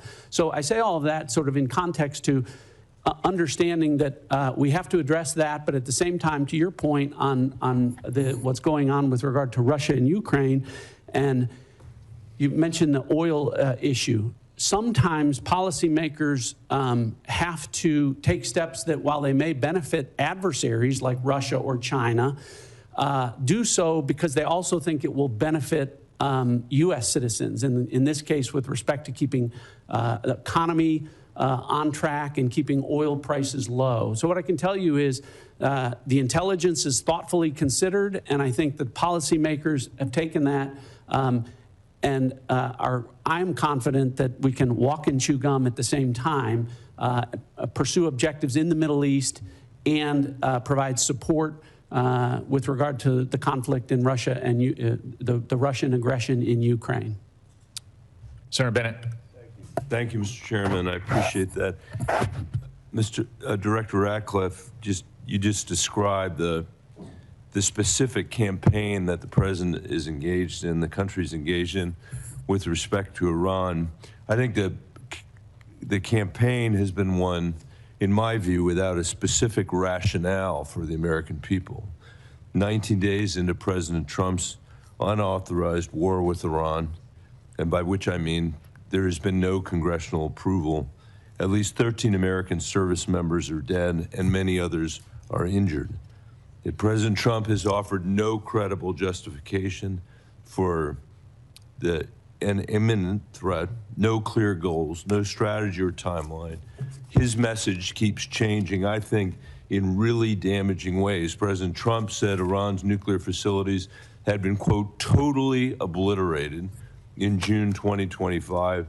But when he launched this latest war, he said we need to eliminate the imminent nuclear threat of those totally obliterated nuclear facilities.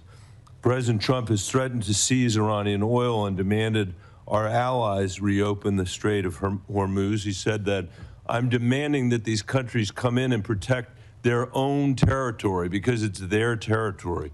It's the place from which they get their energy. By the way, he wasn't just asking for our allies to protect or to bail them out in the Straits of Hormuz.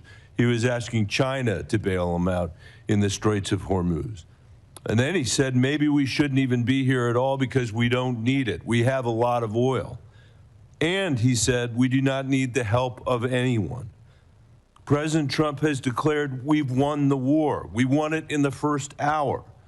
But then he said, we're not leaving until the job is finished. He said that there is practically nothing left to bomb, but then threatened to bomb Iran again, quote, just for fun. I think words that probably have never come out of a military leader in the history of the United States of America. It shouldn't come out of the mouth of a civilian leader. President Trump said he will end the war when I feel it in my bones. And any time I want to end it, it will end. But, Director, the war is not ending. It is escalating with thousands of U.S. Marines reportedly sailing toward Iran on an unclear mission, a mission that's become less clear over days, not more clear. Our airstrikes wiped out Iran's missiles and supreme leader. Nobody here, and certainly me, is shedding a tear for him. But the Iranian people now live under martial law. And by the way, no surprise to our intelligence agencies that that's the case. And the first of a puppet leader who's chosen by the IRGC. No surprise that to anybody on the Intelligence Committee.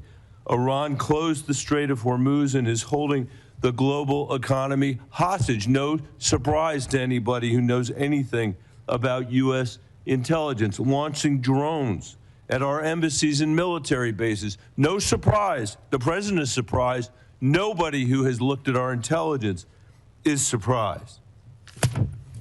Iran's nuclear program is damaged, to be sure, but it still has a uranium stockpile. We heard today from the DNI at the very beginning of this conversation that the regime is in place and they are going to rebuild their military capabilities, the ones that we are destroying right now. The question I think is raised, Director, about your specific engagement is whether it will become a perpetual war, because what Iran will do is exactly what they have always done, and which the DNI is saying they will do again. In its briefings to the committee, the Intelligence Committee has been clear-eyed about what would happen in the Straits of Hormuz, has been clear-eyed about whether or not our military bases, our embassies, and our personnel in the region would be placed at risk and in harm's way, even though the administration did very little to protect them. I know, Director Ratcliffe, that you warned President Trump that if Israel assassinated the supreme leader, the IRGC would replace him with potentially a harder line puppet. In fact, I think what was clear is that the likelihood was that it would be a hard line puppet. Do you disagree with that characterization of the intelligence? To that specific question, what we knew was, first of all, I guess I have to address up front, so much of what you related in there, the difference between political rhetoric versus... Not political rhetoric. I'm quoting the President of the United States. Political rhetoric versus military... Director, I'll ask difference between that and military and intelligence execution. But here's the most important thing. You mischaracterized this as saying there aren't clearly defined goals. The defined goals are very clear. Degrade and destroy the missile inventory and drone inventory, delay and degrade the military industrial base and factories that produce that, degrade and destroy the IRGC Navy that could control the Strait. These are all defined goals that were set out specifically. The premise of the question is that... My time back, Mr. Chairman, I can't get a word in edgewise. He won't answer the question, and then he's taking a minute of my time. You're both big boys. You can handle it yourself. Okay, well, Director, I agree that you are, and I appreciate what you're saying. And I'm not, my point is not what your characterization of the war is. My point is what the characterization, the Commander-in-Chief. I'm not asking you anymore, Mr. Director. I'm sorry, because I'm out of time because of how you use the time. The complete lack of clarity should matter to everybody. President Trump, most of all, he is the person that got elected on the criticism that we had fought 2 wars in the Middle East that had lasted for 20 years. And now we're hearing the testimony is to get their ballistic missiles, to not even get to the nuclear stuff, we're going to have to be in a perpetual war with Iran. And I don't think that's where the American people are on this. This is a serious threat. This is a serious threat to us and to Israel. The question is how to handle it. And President Trump said, we are not the policemen of the world. He ran on that. And now he's turned us into the world's policeman, into its jury, into its judge, into its executioner. And just because we have the most advanced military in the world, it doesn't mean that we should be in a perpetual war all around the world. Thank you, Mr. Chairman. Senator Rounds. Thank you, Mr. Chairman. I'd like to maybe follow up a little bit this same line of questioning, but I want to do it in a little bit different manner. I've had the opportunity, like all of the other members on this committee, to see the threats that we discuss regularly in the classified settings. I also, sitting on the Armed Services Committee, have the opportunity to see what our capabilities are and what we have to do in order to respond to those threats. Director Ratcliffe, let me just begin. I think it's been very clear from the beginning that even though there were supposedly diplomatic activities going on, behind the scenes it was very clear, and I just ask if you would disagree or agree with me on this, it was very clear that Iran, while they were talking, they had no intentions of following through diplomatically with eliminating any of their nuclear aspirations, correct? Senator, that's correct, and in the classified session we can go into detail, but you've characterized it right. Diplomatically, they were saying one thing. The intelligence was reflecting quite the contrary. Okay. Second of all, with regard to the capabilities, earlier in the 12-day war, a lot of their defensive capabilities had been taken out. Their air defenses had been taken out. The use of our aircraft in that area was safer because those defensive capabilities, most of them had been significantly reduced, meaning our young men and women who are flying those aircraft were safer. Is it fair to say that they were rebuilding their defensive capabilities as well at that time? Yes. So I'll just comment on that so much is being made. Any characterization that Operation Midnight Hammer was anything but a wild success is wildly inaccurate. As a result of Operation Midnight Hammer, at the time of that, in the preceding 4 years, as is well documented and admitted to by the Iranians, they enriched uranium at least 440 kilograms at 60% for use that could be used for weapons grade to deliver a nuclear weapon. As a result of Operation Midnight Hammer, we sit here today with Iran having exactly the same amount of enriched uranium to 60%, meaning they have been unwilling and incapable of enriching uranium to 60% as a result of Operation Midnight Hammer. Okay, and let me go on because I think this is an important part of this. You also have to have a way of delivering a weapon. It's fair to say that they have short-term and intermediate-range ballistic missile availability today. Were they building additional short-range and mid-range ballistic missiles? Yes. Were they continuing to develop them?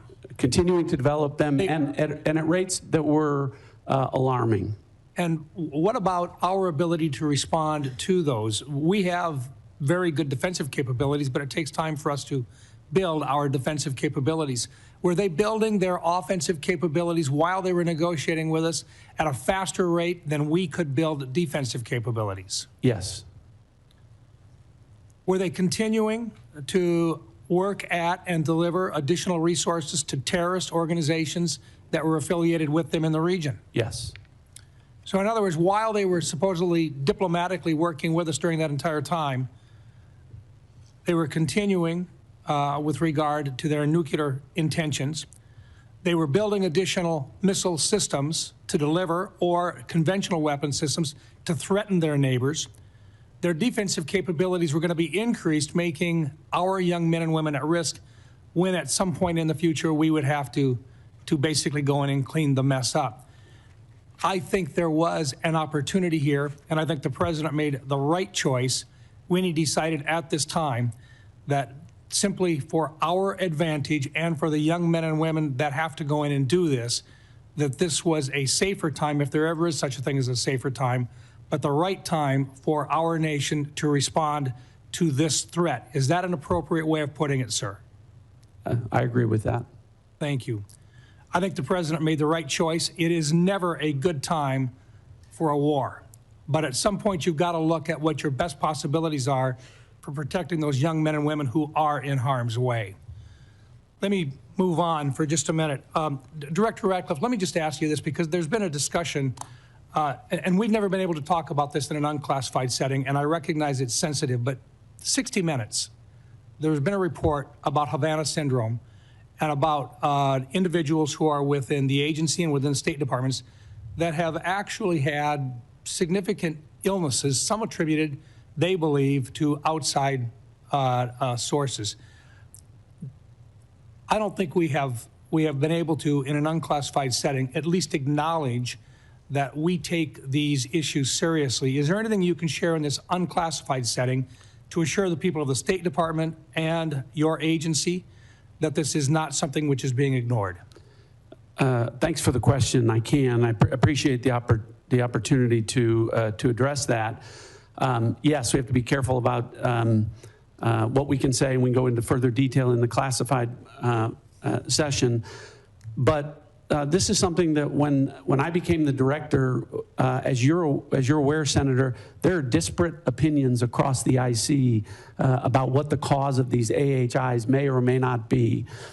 Otherwise known as Havana syndrome. Well, Havana syndrome, yeah, or AHI. And the question of whether or not they could be the result of a directed energy weapon from a foreign adversary. So when you, having been the DNI, understanding the role of the DNI is to coordinate across the IC when there are disparate opinions among agencies. Director Gabbard and I had a conversation where she agreed that she would undertake a comprehensive review of that issue across the IC to make sure that it is getting the attention that it deserves. And I know that she has undertaken that and will be able to brief you in further detail in the classified session. Thank you. And one last thought, this is only a comment, but to General Hartman, your time in service has been very, very special. Working with you on the Cyber Security Subcommittee of the Armed Services Committee, I commend you for everything you have done. You are truly a hero, and you have served your country very, very well. Thank you for your service. Thank you, Senator. Thank you, Mr. Chairman. Senator Kelly. Thank you, Mr. Chairman, and thank you for being here today to all of our witnesses. So for more than a decade, the United States has tried to make a pivot to Asia in its national defense strategy in order to confront significant threats from China. For years, administrations of both parties have identified China as the top threat facing our country and worked to build relationships across Asia and deter Chinese aggression. At the same time, we have bolstered our European allies and asked them to contribute more to their defense to deter Russia. Directors Gabbard and Ratcliffe, would you agree that China and Russia are our primary geopolitical rivals? Director Gabbard. Yes, they are our primary strategic competitors. Thank you. Director Ratcliffe?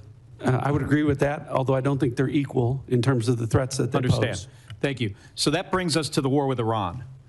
So this has created one of the largest ever supply shocks to the global oil supply, which has sent gas prices skyrocketing for Americans. But not everybody is losing. Directors Gabbard and Ratcliffe, is it accurate that Russia has gained billions of dollars in additional oil revenue due to price spikes as a result of the war and loosened sanctions? Director Gabbard. That is what has been reported. I'd defer to the Director of Secretary of Treasury and Energy on that front for details. Director Ratcliffe. Yeah, I'm not an economist, not going to try and do those calculations. But as I talked about earlier, sometimes there are decisions made that will benefit adversaries at the same time policymakers think that it will benefit the American people. It's clear, I think we'd all agree that sanctions were loosened, and that means more money into the coffers of Vladimir Putin. Would you agree that if he has more funding, he is likely to put that to his war effort against Ukraine? Director Gabbard. I would defer to an actual intelligence assessment on what they would believe his intentions are. Director Ratcliffe? Yeah, I wouldn't speculate on that. Wouldn't speculate? Okay. Okay. And is it accurate that China is continuing to receive preferential oil flows from Iran despite the conflict as Iran allows its own tankers to transit the strait? Director Gabbard? I'm going to go back and forth between the two of you. There has been some reporting of China, India, and other countries being able to move their tankers through the strait. However, it is unclear the volume or the measure of that. Okay, so it sounds like it's accurate. Thank you.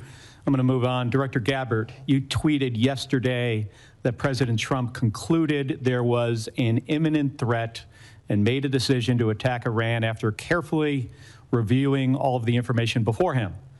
I think the country deserves to know what the information was. I'm going to ask a series of questions and just want a yes or no. We don't need any explanation, just yes or no, starting with, were you asked, I'm not asking if you did brief this, were you asked to brief on whether Iran would close the Strait of Hormuz? I'm not going to comment on what the president did or didn't ask me on any topic. I'm not asking if you briefed it. I'm just asking if there was a request I understand by the White House. Director Ratcliffe, were you asked to brief on whether Iran would close the Strait of Hormuz?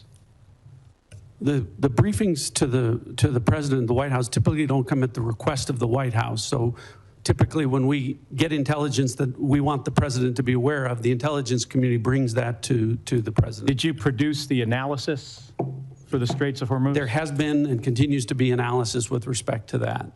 Were you asked to brief on how our adversaries and allies would respond to the war in Iran? I imagine I'll get the same answer. So it's just to point out here, it's challenging to forget about actually what was in the brief for a second. We're having a hard time finding out not only if you briefed the president on something, but even if the White House asked if they could be briefed on something or if analysis was produced. So I just want to point out here, this is about 6 days. Can I comment on Yes. that? Yes. I go back to the point. It's the same approach that we took to the prior operations, which to your credit, Senator, you have praised the intelligence and military communities in Operation Midnight Hammer and Operation Absolute Resolve. It's the same approach and the same professionals in terms of how they approached this particular operation. We're trying to figure out if the president knew what the downside was of the Strait of Hormuz being closed. And I'm having a hard time finding out whether the White House asked or whether there was a brief, whether the president knew. Did he know this was going to happen, or did he just disregard it? And I just want to point out something that was released about 6 days ago. This is a fundraising email from the president of the United States. And in this email here, where there's multiple links to donate money, it says, as a national security briefing member, you'll receive my private national security briefings. Director Gabbard or Director Ratcliffe, do you think the public should be able to, supporters of the president should be able to pay and receive his private national security briefings? I assume these are briefings, Director Ratcliffe, that you provide to the president that is now going to be provided to somebody who makes a regardless donation. of what that I don't know what that document is, but regardless of what it says, it didn't happen. Oh, no, this is new. But what I'm telling you is that the Hatch Act would prevent me from an apolitical role from engaging in that. I'm not aware that anything like that happened. Yeah, this says unfiltered updates. So, Director Gabbard, do you have any comment on whether unfiltered updates of private national security briefings should be made to individuals that donate to the president? I'm not familiar with that document, and It's been made very public 6 days ago. We'll get you a copy here because I agree with you, Director Ratcliffe, that the Hatch Act should prohibit this type of conduct. Thank you. Senator Lankford joins us from what I gather is a very exciting confirmation hearing for Senator Mullen. It is, actually. For all of you, thank you. Thank you for the time that you give to the country to be able to serve, for your families and the sacrifice that you make to be able to do this, and all the professionals that work around you. Please pass on our gratitude to them because they work incredibly hard and difficult tasks in this. I want to talk about something that's a little closer to home on this. A lot of Oklahomans I talk to, and quite frankly, folks even outside the state on it, when they think about threats, they, as strange as this may sound to those of us that deal with missiles and ballistics, they think about the threat to their family and to their income and to who they are. And a lot of it is international scammers that are now reaching into the United States to be able to gather data or to be able to steal money from them. AI has accelerated this dramatically, and I know the Worldwide Threats has mentioned this and some of the challenges that we face on it. But the challenge is getting bigger. FBI had noted that in 2024, it was almost $17 billion that was assumed lost to scammers, a lot of those internationals. Some estimates are as high as $50 billion on it. AI continues to be able to accelerate the capabilities on it. OpenAI even noted now that they're putting online ads saying, if you've been scammed, here's a way to recover your money. And that is actually a scam. It's taking them to a fake FBI page where they can then turn in and to say, if you've been scammed, here's how the FBI is going to actually come help you to recover it. But even that page is fake, and they're going to be able to steal their information. This is accelerating at a pace that's pretty dramatic with the use of AI on this. Director Patel, I know that you guys are on it. I know that there's multiple entities on it, but this is a big challenge. And a lot of Americans are very, very concerned about the threat to their families. They may have their parents that are more vulnerable at this time and being targeted.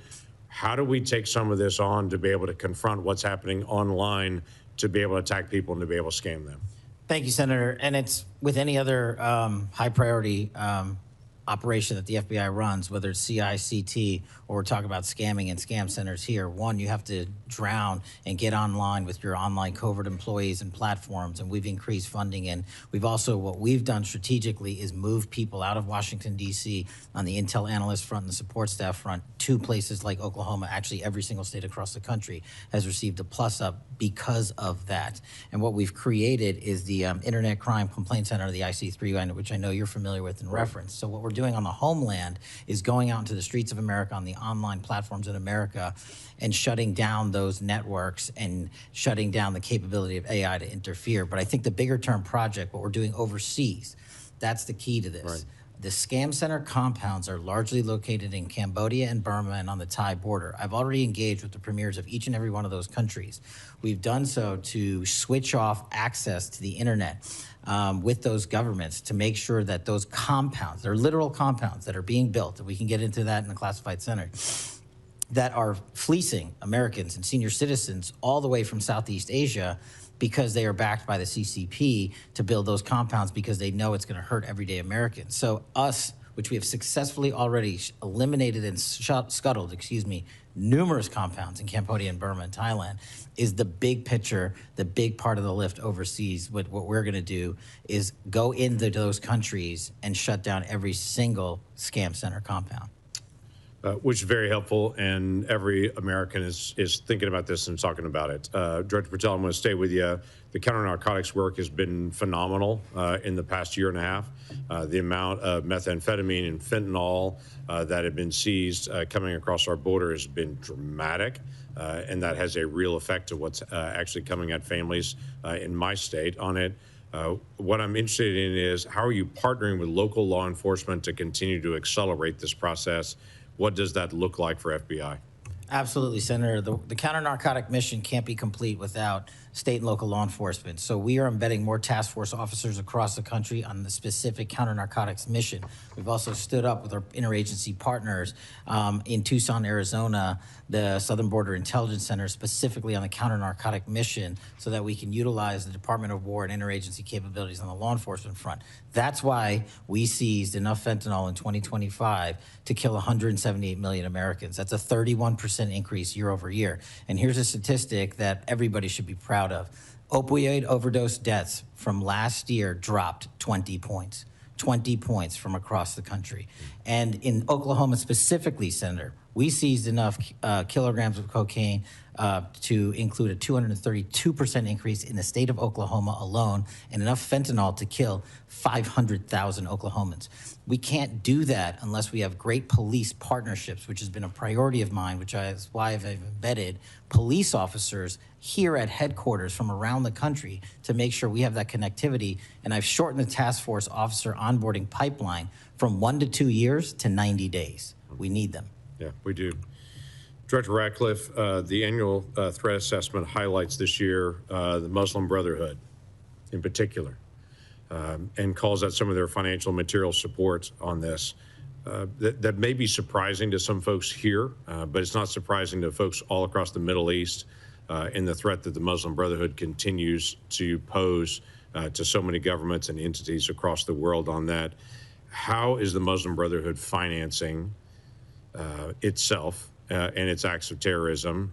And is there something that we need to do here to be able to make sure that we're protecting Americans in the threat? Senator, I think with regard to the Muslim Brotherhood abroad, you know, we view that just as we do other proxies across the Middle East, the Houthis and other groups. And I can relate to you that the CIA is very focused on the counterterrorism front. You weren't here before. Right. I said in the classified portion I would get into the CIA's success with regard to groups like the Muslim Brotherhood in a classified setting, where I can share with you the impact that we're having. But and across the board with regard to terrorist groups and our counterterrorism activities, I can publicly characterize it as saying we've accomplished more in the last year than in the 4 years of the prior administration combined.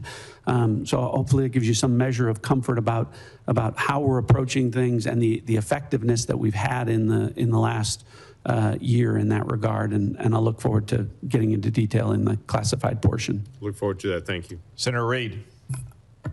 Thank you very much, Mr. Chairman. Ladies and gentlemen, thank you.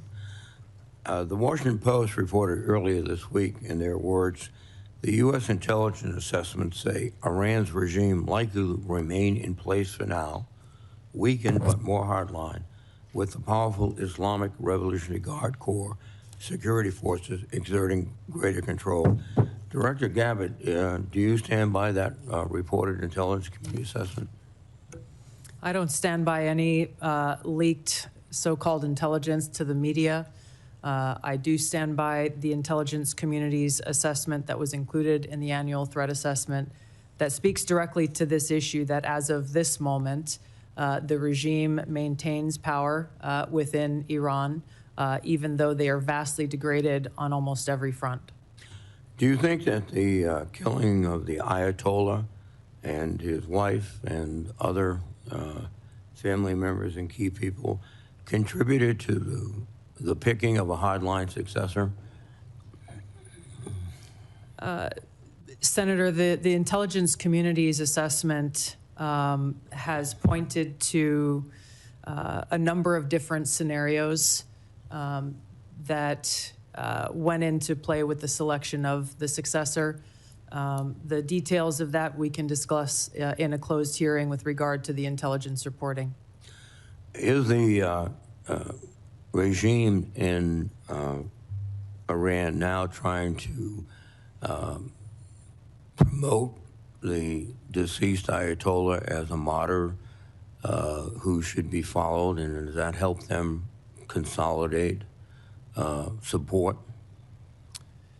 Senator, the Iranians are certainly using that as a call to action. The effects of that from an intelligence standpoint remain to be seen.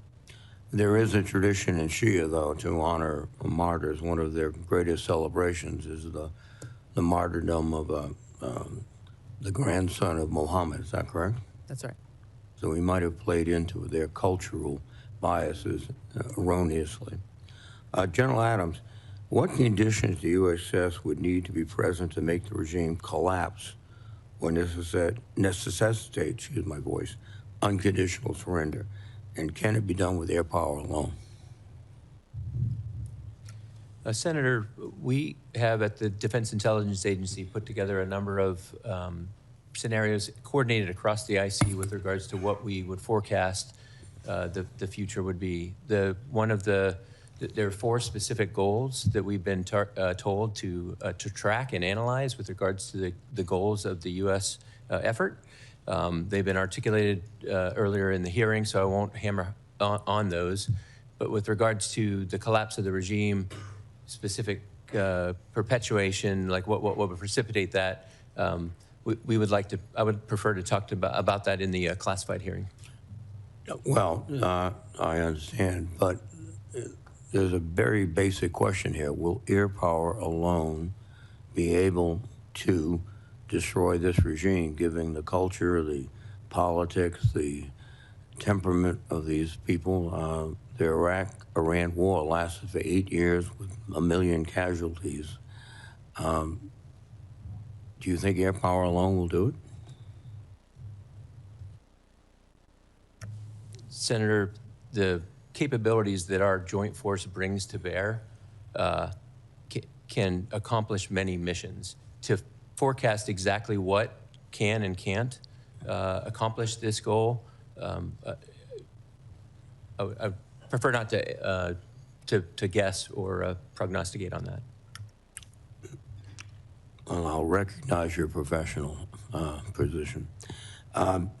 U.S. Special Envoy Steve Witkoff recently stated that Russian leaders told Trump on a call that they were not sharing intelligence with Iran. Witkoff said, quote, "We can take them at their word." Director Gabbard and Ratcliffe, do you take President Putin at his word? I'll go ahead and answer. No, I don't take Vladimir Putin at his word.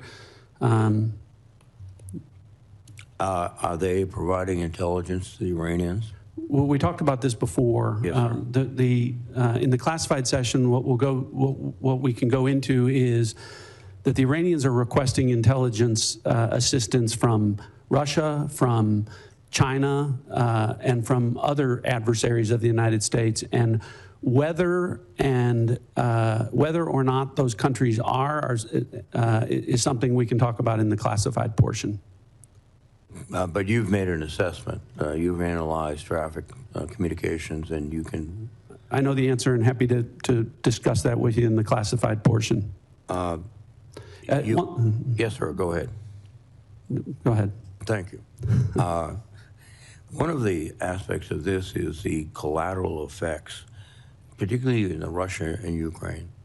We were just talking about Russia probably or possibly providing intelligence, maybe interfering or inflicting casualties on our forces. Russia is also benefiting from the lifting of sanctions on their ability to sell oil throughout the world. I heard one estimate of a $20 billion surge in their potential revenues. Ukraine, on the other hand, is facing perhaps a disrupted supply chain of missiles and other equipment because they're being devoted to this operation. So, General Adams, can you just give me your impression of the effect of the battle on Russia and Ukraine at the moment, of this battle? Well, from our collections, the effect of the epic fury on the Russian-Ukrainian battle has been indirect, not direct. We do track very carefully what benefits or, as you alluded to, the collateral effects of what we're doing and how it impacts. There is a lot of, from both the Russians and the Chinese, observations of what we're doing and figuring out what they can learn from that. So I think that's a collateral effect as we expose what the joint force displays on the battlefield.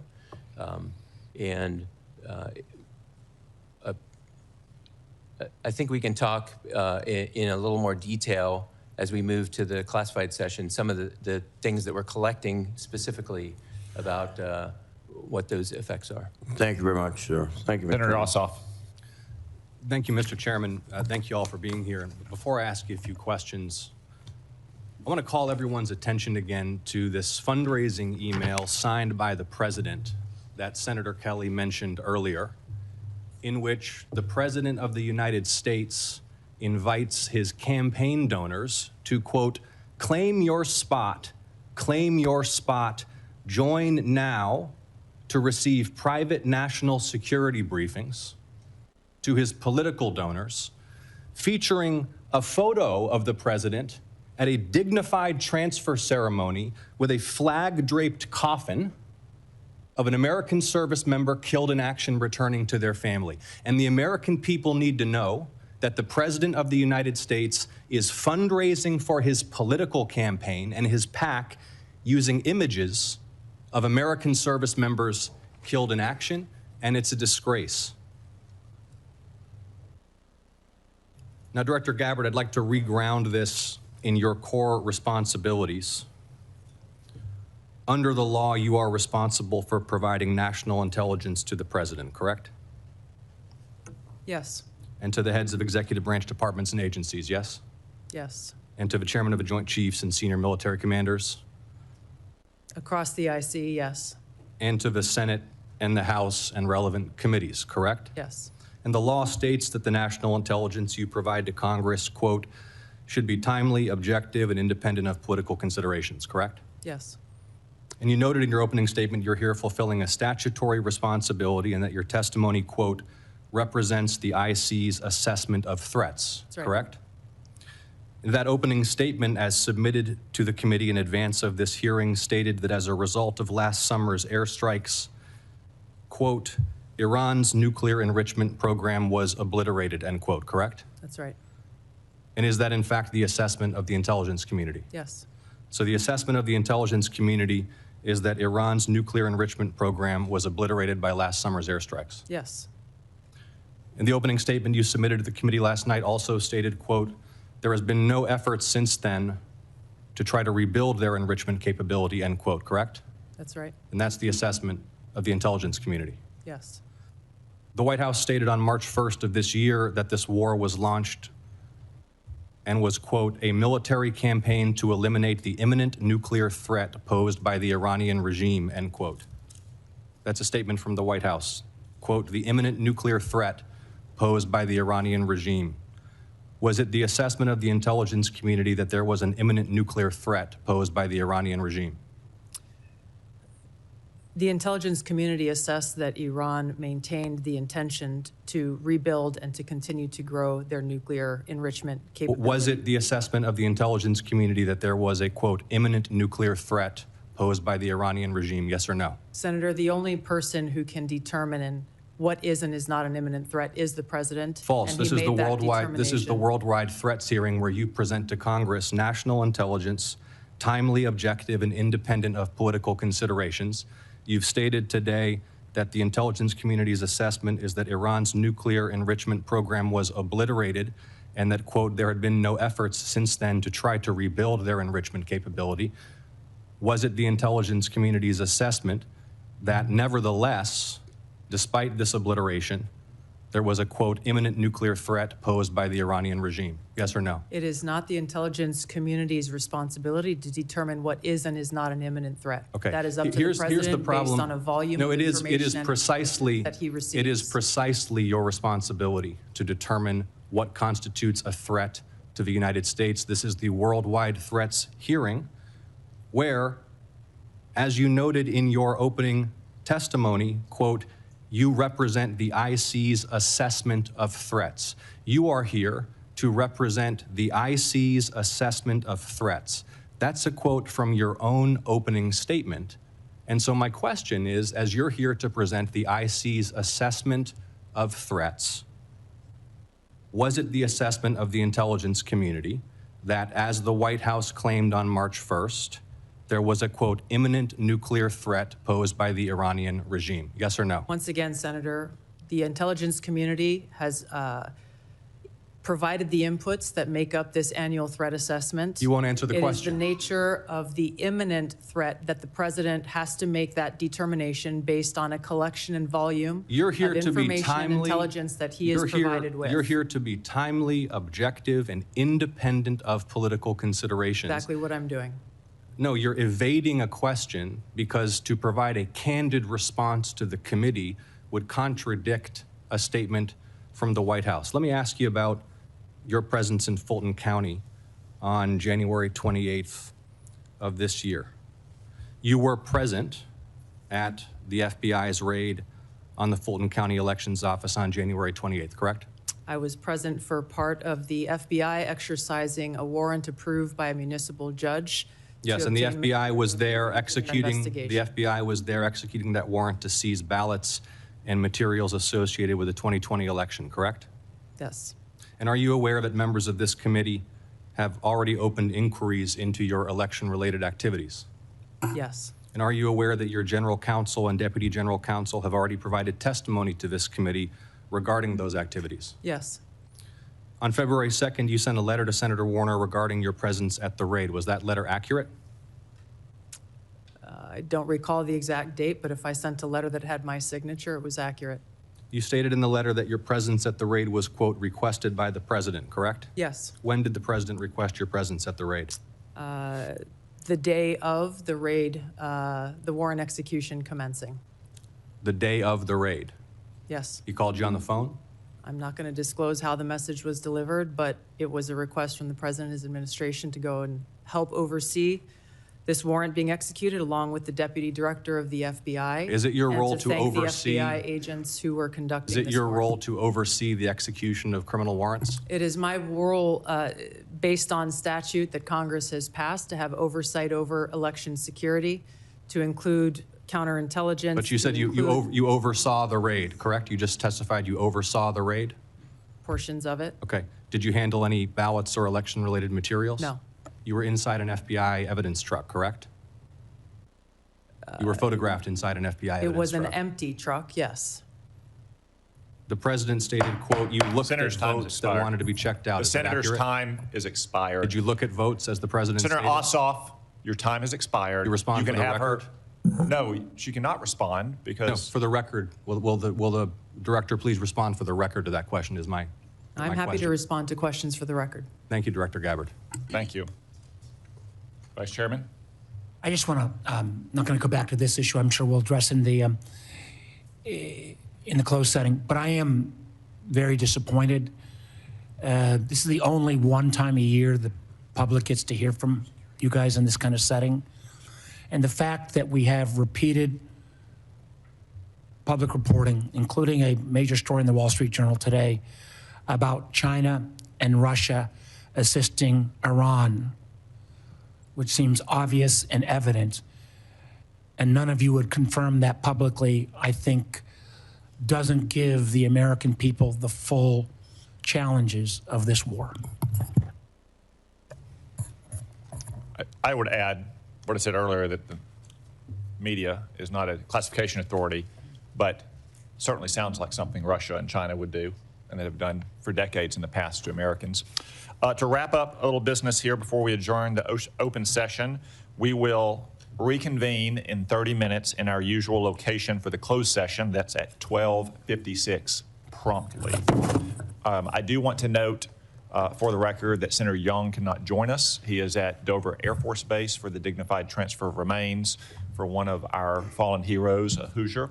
And I would invite everyone to join Senator Young in praying for the family and friends of that soldier and all the soldiers who have given their life in the defense of our freedom and security. General Hartman, I want to again acknowledge you, given your impending retirement, since this is your last appearance for the committee. I'm sure you hope, and I'm sure that the thing you'll miss most about your long career in uniform is testifying before Congress.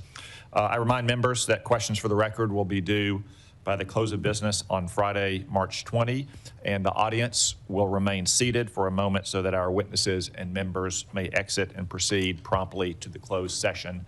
This open session is adjourned.